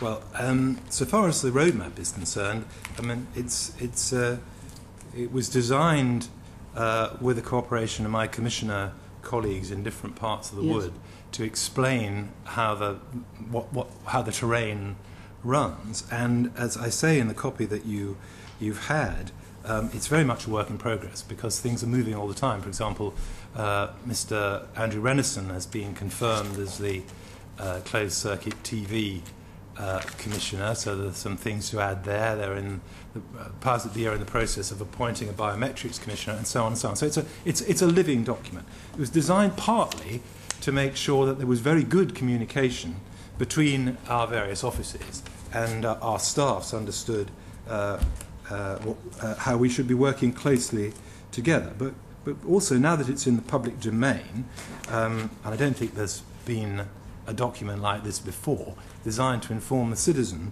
of who can help. It identifies where there are gaps, it also identifies where there are overlaps, and I think it shows that some of us have powers to deal with complaints and others don't. The Home Affairs Committee in the Commons, recently considering these things, concluded that there ought to be a single, either a single privacy commissioner or a sort of primus inter pares, and would all be organised into one office, which sounds superficially attractive until you come to the information commissioner, when you realise that my responsibilities are both about privacy but also about open government. And I need to be able to take those delicate judgments about when the data protection side needs to be paramount and when the freedom of information side needs to be paramount. So you could include me out of some sort of single system. But I think you don't actually need to have a single system and everyone in the same premises if we all understand what our various roles are, and that was the aim behind the roadmap. Mr. Hubbard. Thank you, Lord Chair. Just to start with issues about how you keep under review security. one of the issues I think many of us are concerned about is that data that is being kept may be inadvertently lost. And your office put out a statement today about a rather significant loss from Greater Manchester Police, where there was theft of a memory stick containing sensitive personal data which was not protected in any way, had details of more than 1,000 people with links to serious crime investigations. I think you penalised them £150,000. Is this an issue you would be concerned about with other collections of data? Well, that's the 26th civil monetary penalty we've had to impose. I think Greater Manchester Police got away with 120,000 because they got a 20% discount for early payment. We're a very reasonable authority. But nevertheless, it is undoubtedly true that the public service isn't as good as it should be about keeping information secure. And we've got to work on that. That's one of the reasons why I've asked for the power of audit of, first of all, local government, which is particularly bad, then the health service, where the information is obviously very, very sensitive. Greater Manchester Police is not the first force we've had to issue a civil monetary penalty against. I remember the Lancashire Constabulary quite recently had information about a very vulnerable missing teenager simply blowing down the street because the file was left in a staff car. So this is a worry, and it's a worry that the penalty for unlawful disclosure of information is so unconvincing. It's a fine-only regime, in the Magistrates' Court at least. Section 55 of the Data Protection Act is not a very scary provision, and there's work to do for Parliament, and I hope very much that one of your conclusions may be to support the conclusions of the Home Affairs Committee in the Commons and the Justice Committee in the Commons, that we ought to get on and commence Section 77 and 78 of the Police and Criminal Evidence Act 2009, which has the potential for a stiffer penalty to be imposed. I'm not sure that's going to get us very far in relation to what you're dealing with, because as Sir Paul made the distinction between context and content, and communications here are supposed to be about context. So yes, if I and my staff were asked to take on this role, we would carry out our duties conscientiously, provided we're given the, well, we'd do it anyway, but we would need the resources to do it, and that's another story. It's not quite the same thing as losing an unencrypted memory stick with the details of rather a lot of police informers. Thank you. I think that's quite helpful in terms of some of the security issues. Can I just ask, also, when you were consulted about the book, you're highlighting a number of concerns. I'll come on to another one in a second. And I ask this particularly because I note that the Conservative policy coming into the last election said immediately submitting the Home Office's plans for retention of and access to communications data to the Information Commissioner for pre-legislative scrutiny. Did you have that opportunity? I have. When I came in 2009, this was a very live issue. I remember having a very fierce letter from the then Home Secretary before I'd even been appointed, saying the Interception modernisation programme, as I think it was then called, was an absolute priority, and I must realise that we live in a world of terrorism and serious crime and shape up, and generally I said, how very interesting, I look forward to discussing it with your officials. The only discussions I've had with Home Office officials over 3 years have been about the theory. I've had a series of presentations where I've been shown a model of how communications capability is degrading, and the 75% figure is very familiar to me. My staff have then, because we were fairly sceptical in the evidence we put in 2009 to the previous government's proposals, we then worked with the Home Office on doing a proper privacy impact assessment. And the privacy impact assessment, which I think was published at the same time with the bill, certainly followed an ICO model of how these things should be done. At the end of the day, it comes down to that judgment, which is where you come in. What I haven't had is any discussions with the Home Office about how the regime is expected to work. I didn't see the bill. I saw the draft clauses that concern the Information Commissioner, I think the day before, possibly the week before. I've had one telephone call with the minister responsible since, and that's it. Now, we really now do need to get into the nitty-gritty of how this regime would work. Because the scale, it's very interesting, of the 449 pages of evidence that you had submitted to you in the first wave, I haven't gone through the latest lot, there was only one estimate of the scale of the information that would be retained. And somebody said, if you take 1% of all the internet material in the UK over a year, you get to 10 petabytes. And I didn't quite know what a petabyte was, but technologists here will recognise it's one hell of a lot of material.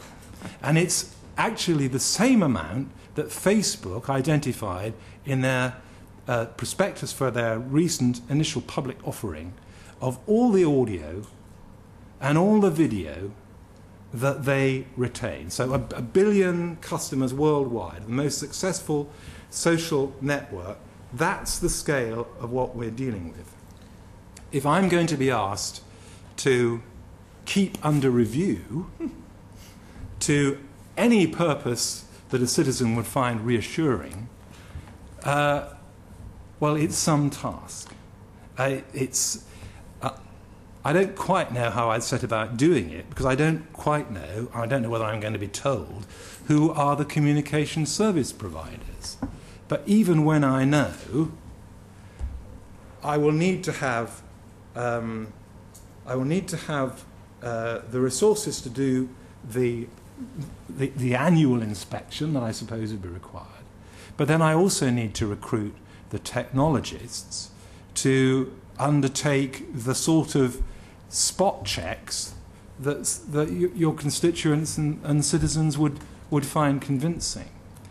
So I would need the powers to do that, and I need the resources to do that. I would need to get into very detailed discussions with the Home Office to find out how they envisage that this would work if the bill proceeds. And if I can just very quickly pick up on one thing that you mentioned there, and I was going to raise anyway, is about the list of service providers who are required to keep this data. According to written evidence, the Home Office won't tell you on the grounds of national security who it is you're supposed to be checking up on.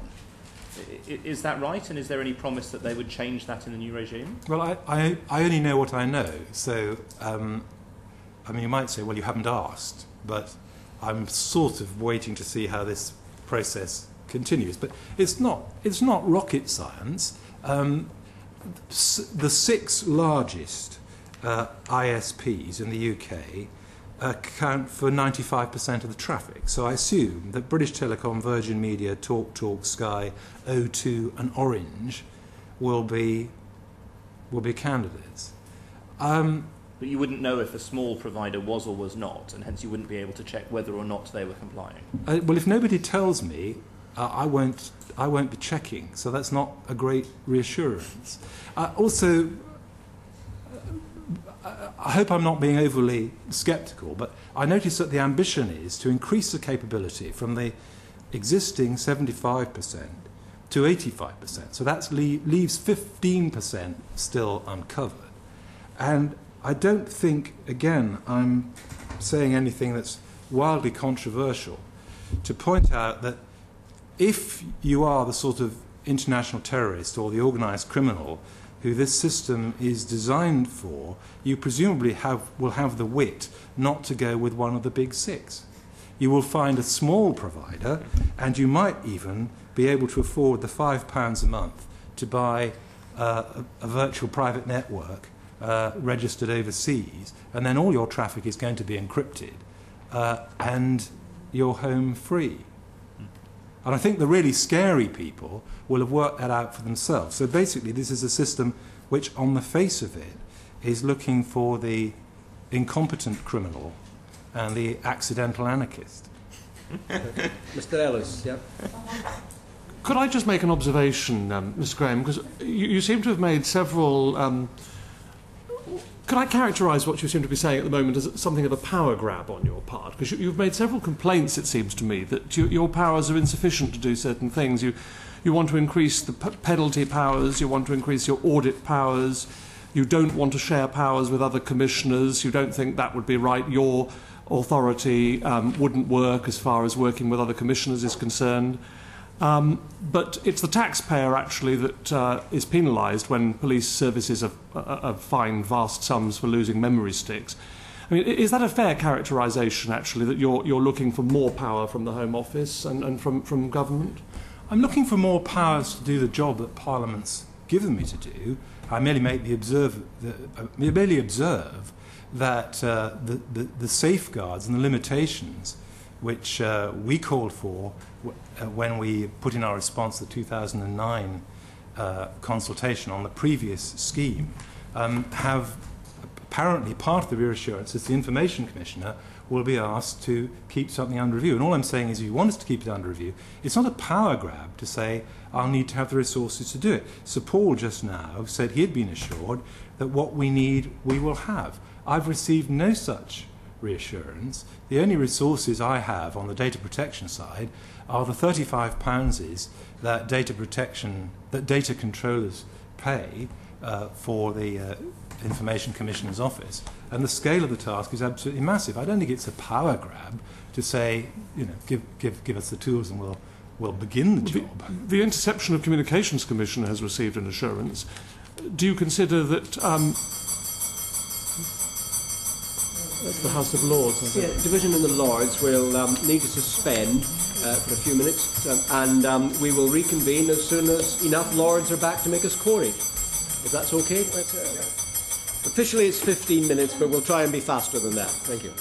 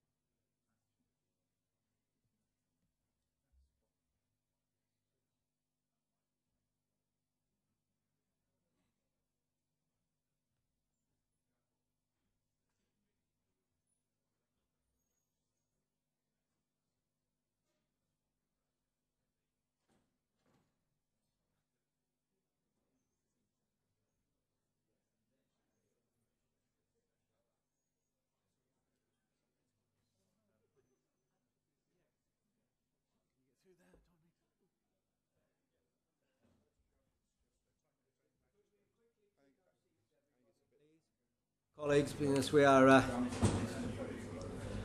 quorate, so we can crack on, although I may not have allocated 15 minutes to the division. If colleagues are in place. I think it's... is it Lord Falksness? Yeah, Mr. Ellis was talking, but he's gone. So. Okay, good. Excellent. Order. We're back in session. Lord Falks. Yes, further to the last question, I think probably I can anticipate your answer. You have obligations to keep a lot of things under review as a result of this draft bill. The evidence we've so far had suggests that the notices issued under Clause 1 will not be published. Have you received any assurance that notices will be available to you? No, I haven't. As I said, Lord Chairman, the work that will be necessary with the Home Office hasn't taken place yet, and that's no criticism of the Home Office. It's simply that when you undertake that work, and I'm sure when you talk to Home Office witnesses at the end of this process, you may get more information than I've had up to now. I simply make the very simple point that if I don't know who has been the subject of an order, I'm not going to be able to keep them under review. Could I also just, as a postscript to Mr. Ellis's question before we were interrupted by Lord's division bell, if I could just make it clear that the civil monetary penalties that I do have the power to levy in respect of serious breaches of the data protection principles, although it's up to £500,000, that money does not stay with the Information Commissioner. It goes to the Consolidated Fund. So I do have this resources problem. I'm not like my Spanish colleague who raises the money for his office by fining people, nor should it be like that. But just because £150,000 or £120,000 that's turned out has been taken from Greater Manchester Police doesn't help me any. Thank you very much. Mr. Wright. Yeah. You're also required to keep under review, Mr. Graham, the destruction of data, and I've read your submission notes. This is clearly really important for the public to know that data is being destroyed appropriately. What's your reading of the content of the bill, and how are you going to potentially achieve that review? I mean, having read your evidence, I envisaged groups of people potentially sitting in yards outside office buildings, putting sledgehammers through material in order to physically destroy data that's held. What's your view on this?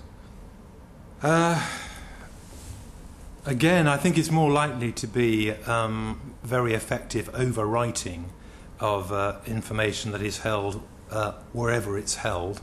The first thing I would have to do would be to employ specialist staff to complete this work, given the complex and technical nature of what's being asked of us. And I will certainly need the compulsory audit powers under the Data Protection Act to be able to take on that work. But I think these are all conversations that we need to have. But obviously, the public will need reassurance that the obligation to delete will be honoured, and there won't be a temptation on the part of communication service providers, having been asked to hang on to material which they wouldn't have hung on to under any other circumstances, to sort of do something with it. That clearly is quite unacceptable.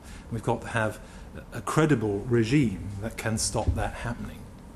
Well, I mean, other witnesses also have doubts about the practicality of destroying evidence so that it can never be retrieved, and one suggested that it would be more appropriate to repeat the requirement of the Data Retention EC Directive Regulations 2009, which is to, quote, delete the data in such a way as to make access to the data impossible, end quote. Reflecting what's possible today, would that be an improvement to the draft bill? I'm not sure that I would... I'm not sure it really makes a great difference to mess around with the definition. You might just create problems in another part of the wood. I think the vital thing for this committee to satisfy itself about having, when you've heard from the Home Office, is how you can be sure that whoever is asked to carry out this inspection, whether it's the Information Commissioner or one of the other arrays of commissioners, is able to do the job in practice rather than just theory. But your submission to us actually did say it's not clear how the requirement to destroy data relates to the way in which operators achieve deletion of existing records in practice. Yeah. I mean, basically what you're saying is the bill as currently drafted doesn't clearly indicate what destroy data is. I mean, you've given us a comment today that you think it's potentially the overwriting of material, but you're not. Wouldn't it be better if this bill specified exactly what destroy meant? It's possible. My major concern is to understand how the supervision task, but this is just my perspective, how the supervision task is to be carried out with any credibility. Fine. Okay. What you're telling us really is that you haven't had the conversations with the Home Office on how you're to do all of this, which you would expect to have, and indeed which you would have to have. Is it a fair question to ask you whether you've made any calculations inside your organisation as to what we're talking about here in terms of extra resources and extra staff to enable you to do any of this? We're thinking, you see, with one part of our minds about the costs of doing all of this, and the Home Office have provided us with an estimate, but I'm not sure they were thinking about the Information Commissioner. Well, I may be doing them an injustice, but I'm not sure that they were. I mean, I hope they don't think this is something that I can just do from my own resources. Departments of State have it's the downside of the Information Commissioner being quite a high-profile role at the moment, and lots of departments of State having ideas. It would be a jolly good idea to get the Information Commissioner to do this, that and the other. And in some ways it's good to be popular. On the other hand, I do have to, as a chief executive, keep my feet on the ground and say, excuse me, who's paying for all this? Because I only have the resources that I have, and we have the usual Gladstonian rules about not using freedom of information money on data protection or vice versa. I don't think I would be able to use either of those sources of revenue on this task, which is over and above the usual run of data protection work. So I'd be looking to the Home Office for granting aid, and if they haven't done the sums, they better had, because it simply can't be a credible reassurance if it isn't an activity by the Information Commissioner's Office that's sufficiently well resourced, both with people and with funds, in order to do the job. It just doesn't deliver. Have you made any calculations of the kind of numbers of extra people you'd need? Well, this is chicken and egg, because until I know the scale of what I'm being asked to do, I can't do the sums. I've simply flagged up to you in my written evidence, and again now, that here is an issue that we need to pursue. This is a draft bill. If it then proceeds, we need to have those conversations. But obviously, organisations like mine are planning all the time. It would be good to know. Lord Strasbourg, was it on this point on destruction, or your next question? All right. If you could Quick question on destruction. Well, could I do one on destruction first? Then you can. And then indeed. When you carry on. Yeah, when you're reviewing destruction of data, how confident can you be that all copies of that data have been destroyed, on the basis that there are multiple copies for backup purposes and so on? How confident can you be that all copies have been destroyed? Well, we've learned from bitter experience in other cases that sometimes things that we've been assured have been destroyed then appear in caches here and there later on. So it's certainly a challenge. I think one certainly would be looking for a regime based on audit assurances and then some without notice inspection. And again, it would be helpful to know the scale of the scale of the amount of retained material, and therefore the scale of the audit task that I've got to undertake. At the moment, I think all we've got is a proposition, but we've got no detail. On destruction, Mr. Graham, it would seem from the Home Office point of view that one of the areas of the gap they are concerned about are the social media providers, the Mercers, Facebooks, Yahoos, Googles of this world. If they decide to cooperate with the Home Office and create the systems to collect and store their 10 petabytes of information on their servers in California, how are you going to inspect Mr. Google and Facebook and so on and make sure they've destroyed it? In that they're not within the jurisdiction? Well, I mean, there will be storing information on British subjects in their servers in California. Or wherever the information is stored. Well, I mean, actually, Google's quite a good example because at the end of the recent Google Street View affair, we actually persuaded Google Inc. to volunteer for a good practice audit by the ICO. They didn't have to do it. Well, I mean, practically they did because they were in so much trouble. But I couldn't make them do it. We've certainly found, in relation to Google, we're dealing with a professional outfit. They understand what the business we're in, and we're talking to grown-ups. And my colleagues in the Irish Republic have the same sort of grown-up relationship with Facebook. So it can be done, and no doubt those social network sites who receive these orders from the Home Office will behave appropriately. I mean, the interesting thing is what happens to about the 5% of traffic that's going to the small providers that nobody knows about. And these can develop very, very quickly. I saw a graph the other day of the impact of the Angry Birds game on iPhones. Suddenly, something becomes very, very fashionable very, very quickly, in the same way that some things that were incredibly fashionable then just tank. But over a very short period of time, an internet service provider can grow from nothing. And I'm suggesting that your organised crime and your terrorist groups are going to be using those guys. How quickly are they going to be designated by the Home Office? And how quickly can we get to find out what's going on there? So it's a very, very challenging environment and a very challenging task that we're being asked to undertake. Thank you very much. Lord Strasbourg. We turn to judicial approval for access. If and when local authorities have access to data retained under the bill, this will be subject to judicial approval. And some of our witnesses have suggested that access to data by all public authorities, including your own, and the security and law enforcement services, should be subject to judicial review. What is your view?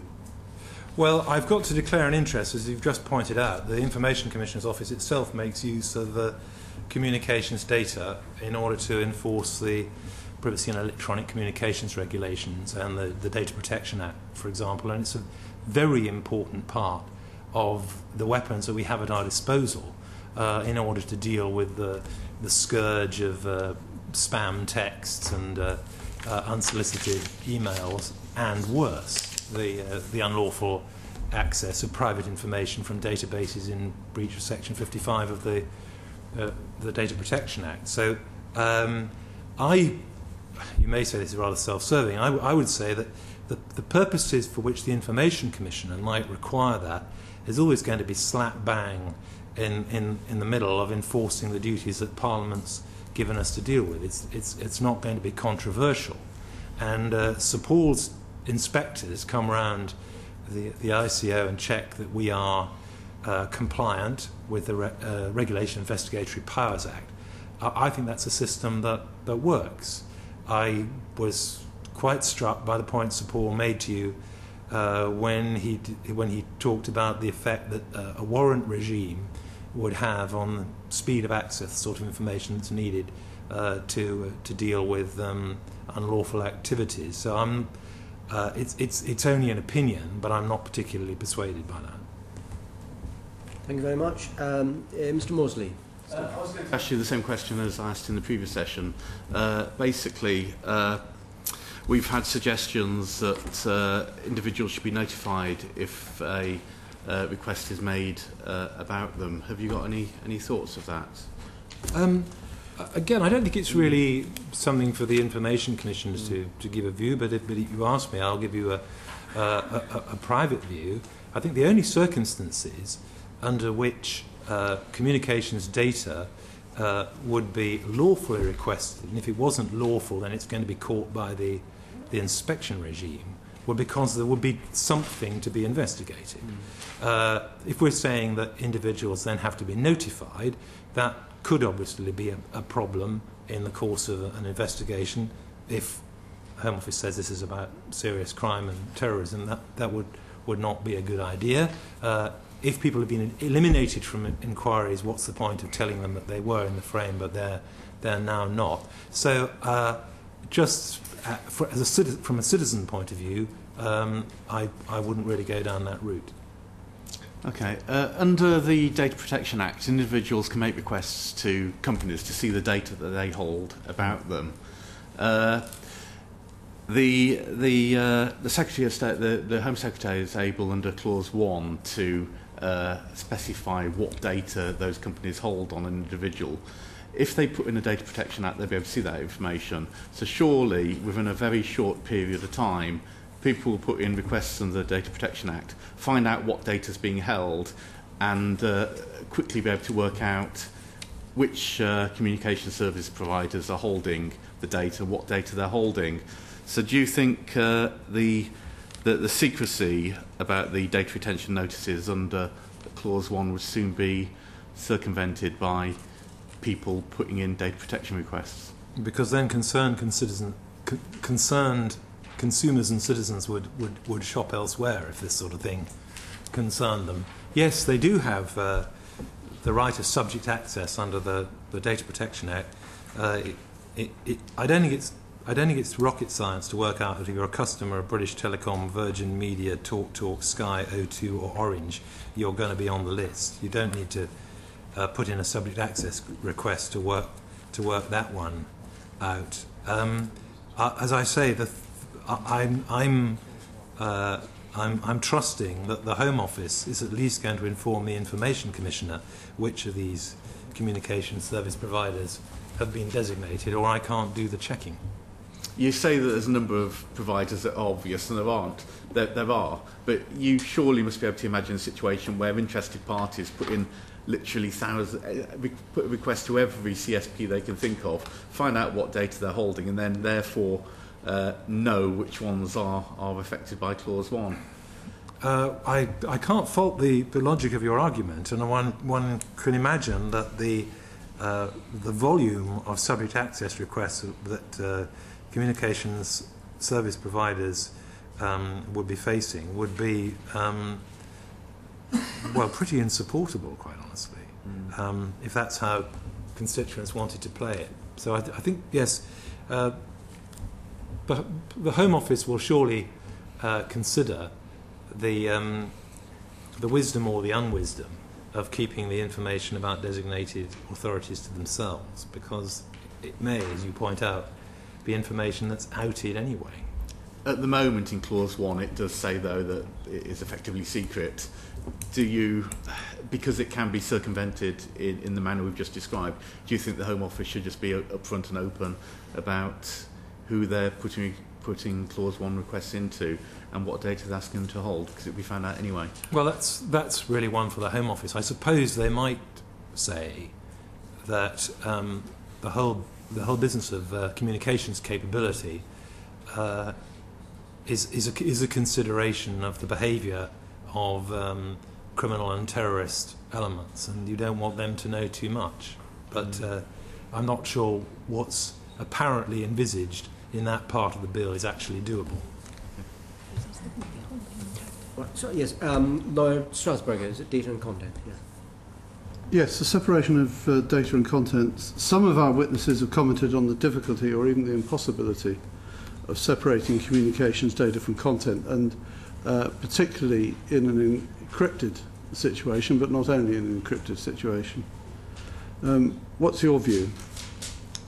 Well, to many people, communications data is content. It's very informative. You don't have to delve into the substance of a message to draw conclusions about the sort of communications that people have. That's why the authorities might be interested in it. But then one can understand why there are civil liberties issues where critics of these proposals are saying, I don't want the state, in effect, to have access to the communications I'm having with my doctor, with that mental health helpline, or whatever it might be. So I'm not sure that you can actually make the contrast between content and context, even though it's reassuring to know that this is about establishing who was talking to whom, where and when, rather than the substance of what they were talking about. I think we understand that the data can, in a lot of cases, give a very good clue as to content, or can tell us it's pseudo-content. But this question really is driving at how easy it is to separate that data from the true content of the communication. And encryption is a particular area of difficulty, but we've been told by other witnesses that there are also other areas of difficulty in terms of actually separating the content and the data. Yes, well, I don't claim to be a technologist.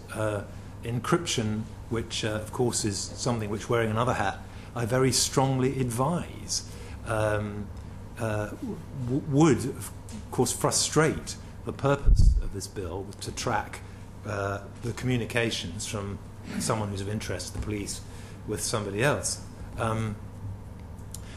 It isn't difficult to see that encryption is a good idea for security reasons. If only that memory stick that the Greater Manchester police detective had stolen from his house had been encrypted, we wouldn't have got the problem that we've got. So the Information Commissioner spends most of his time going around urging everyone to encrypt everything, and of course good businesses do that. Well, individuals can do it too for £5 a month. So surprise, surprise, they will. And that then really frustrates the whole purpose of this bill. Slightly hypothetical, and I don't want to put you on the spot, but could you envisage circumstances, therefore, where if you don't get the resources you feel you need, and you don't have the access you feel you want, and you're not given the information about the people who are stored, the CSPs who are on the Home Office list, could you envisage circumstances where the Information Commissioner is going to urge the British public, encrypt everything, it's the only way we can protect your privacy? There's a slight exaggeration I'm putting it, but for effect. Well, I mean, we pretty much do that anyway. We certainly do it with companies. And I wouldn't do anything so incendiary as to say, encrypt everything and so you can frustrate the Home Office. All I'm saying is there's a lot of encryption going on. There will be more encryption. It's a fact of life. I mean, there's an aspect to this bill. I hope that the Home Office could convince me otherwise. But there's something a bit Canute-like about this whole thing, that we're raging against the onward march of the modern world. The 75% figure arises because of the spread of communication through the internet. It's just a fact of life. And you can get from 75% to 85% if, or can you? But the terrorists and the criminals you're interested in will respond. The technology is there to respond. So the risk of mixing my metaphors, it could be a bit of a chimera. There's an objective which the security services tell us is absolutely paramount, and we must have it. But is it actually achievable? Lord Foulkes. I'd just like to ask you a bit about the abuses. You described some current abuses. The bill envisages further data being retained. Do you have any comments about the possibility for abuses if this bill becomes law? Well, I'm very concerned anyway about the security of information in large databases, whether they're in the public sector or the private sector. I don't think that as a society we take this nearly seriously enough.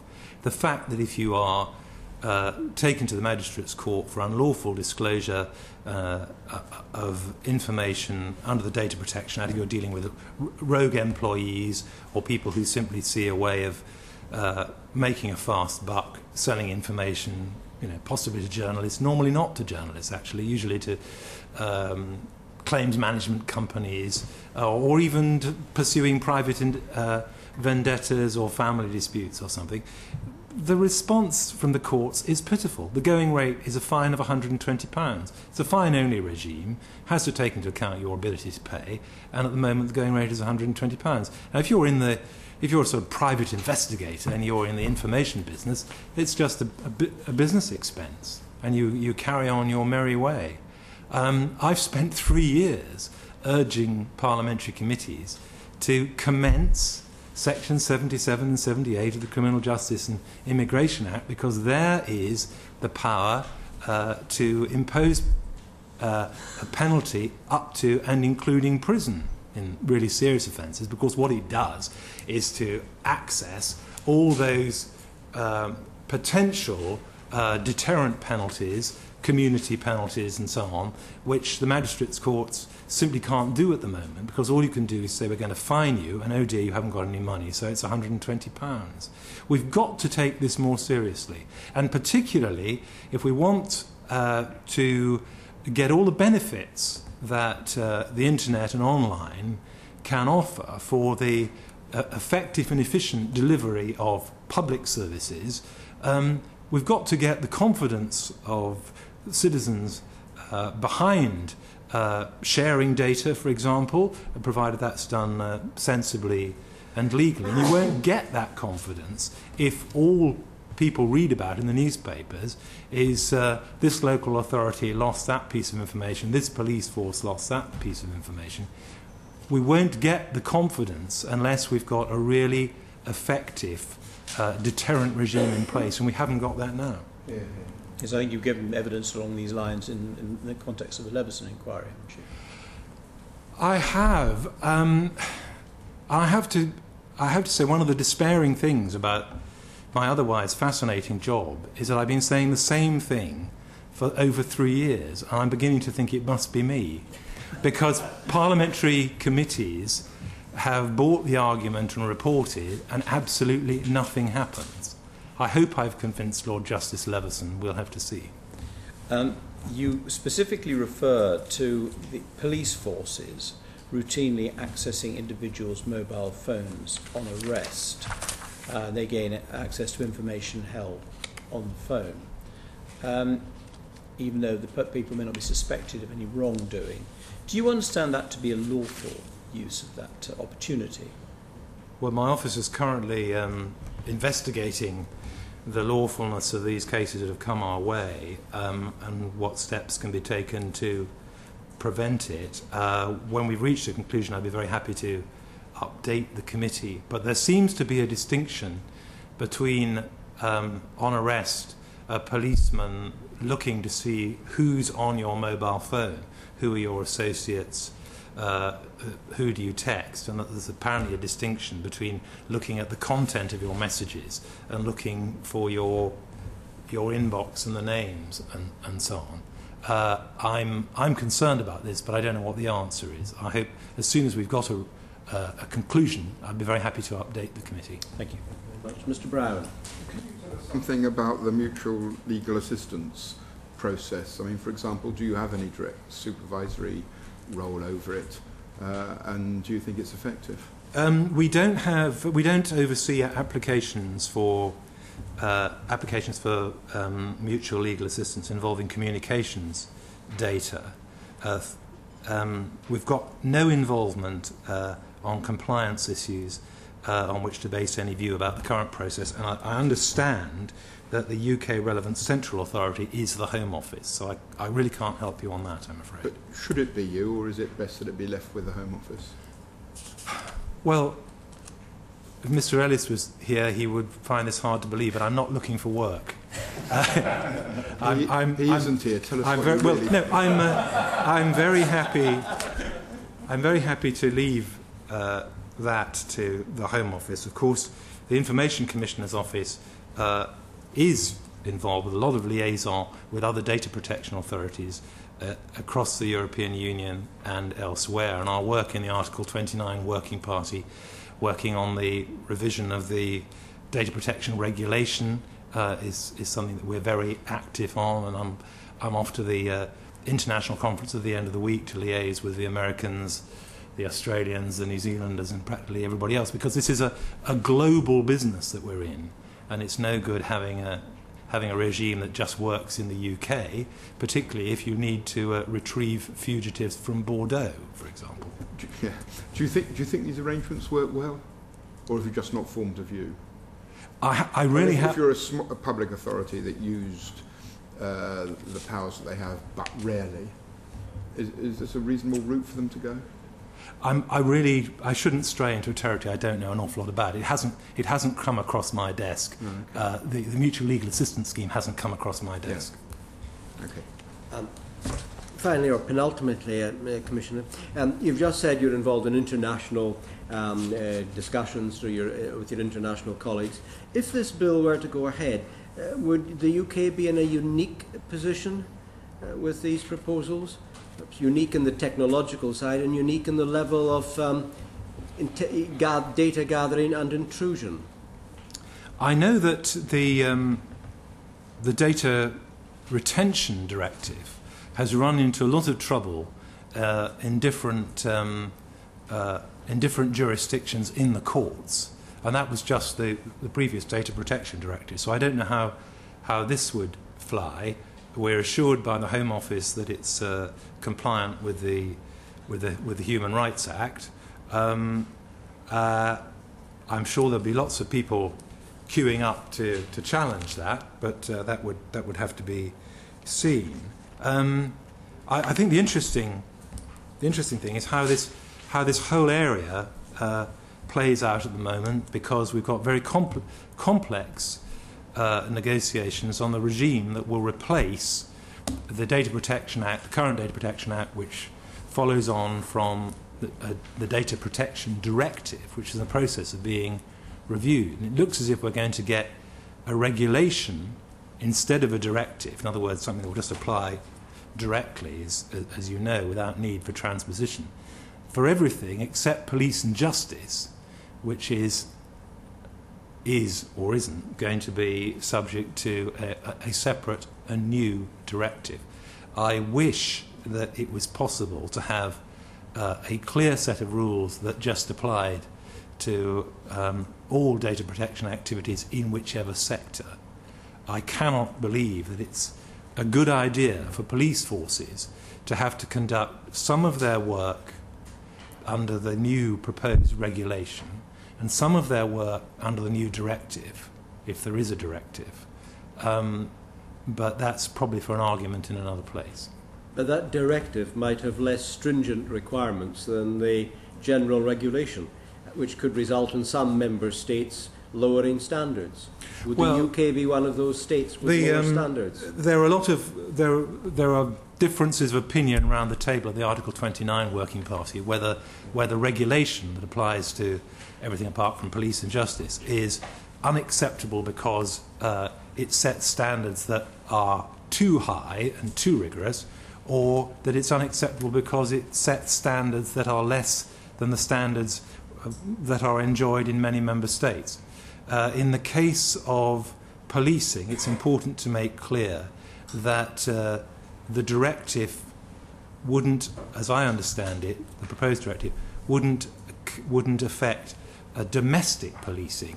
It would only affect the transfer of information across borders and so on.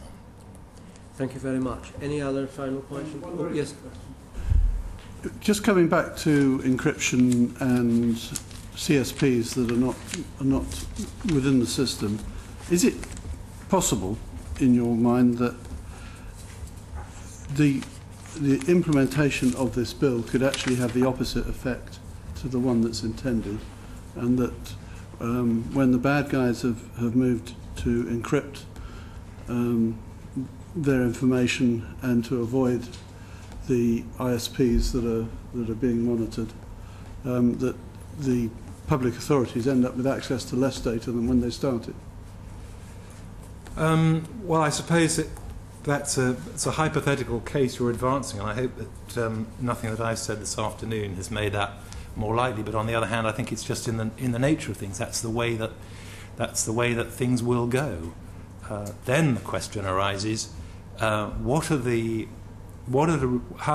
resources that are going into this? How much are those communication service providers who are identified going to have to be paid to do this task?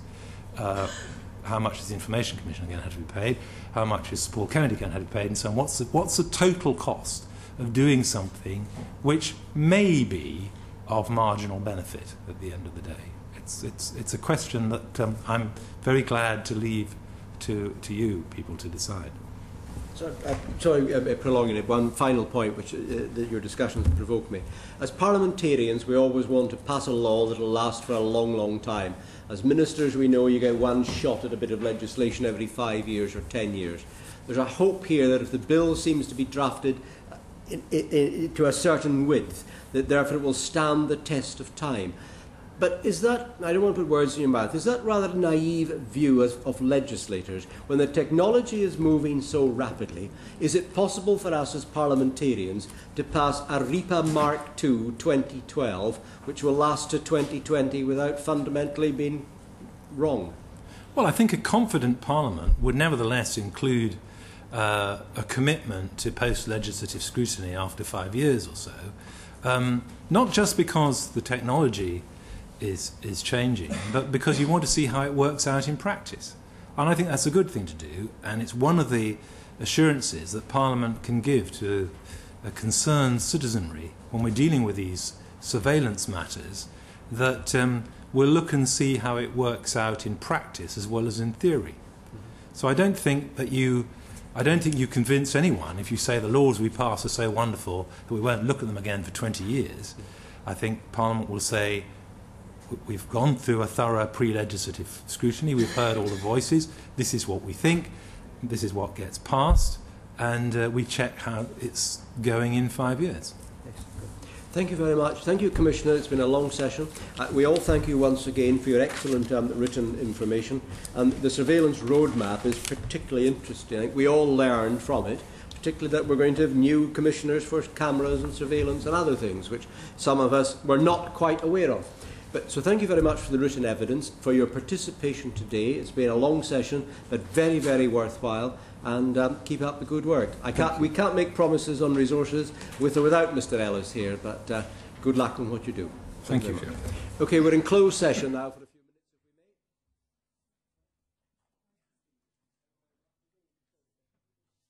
minutes, if we may. Committee Room 4A, sound.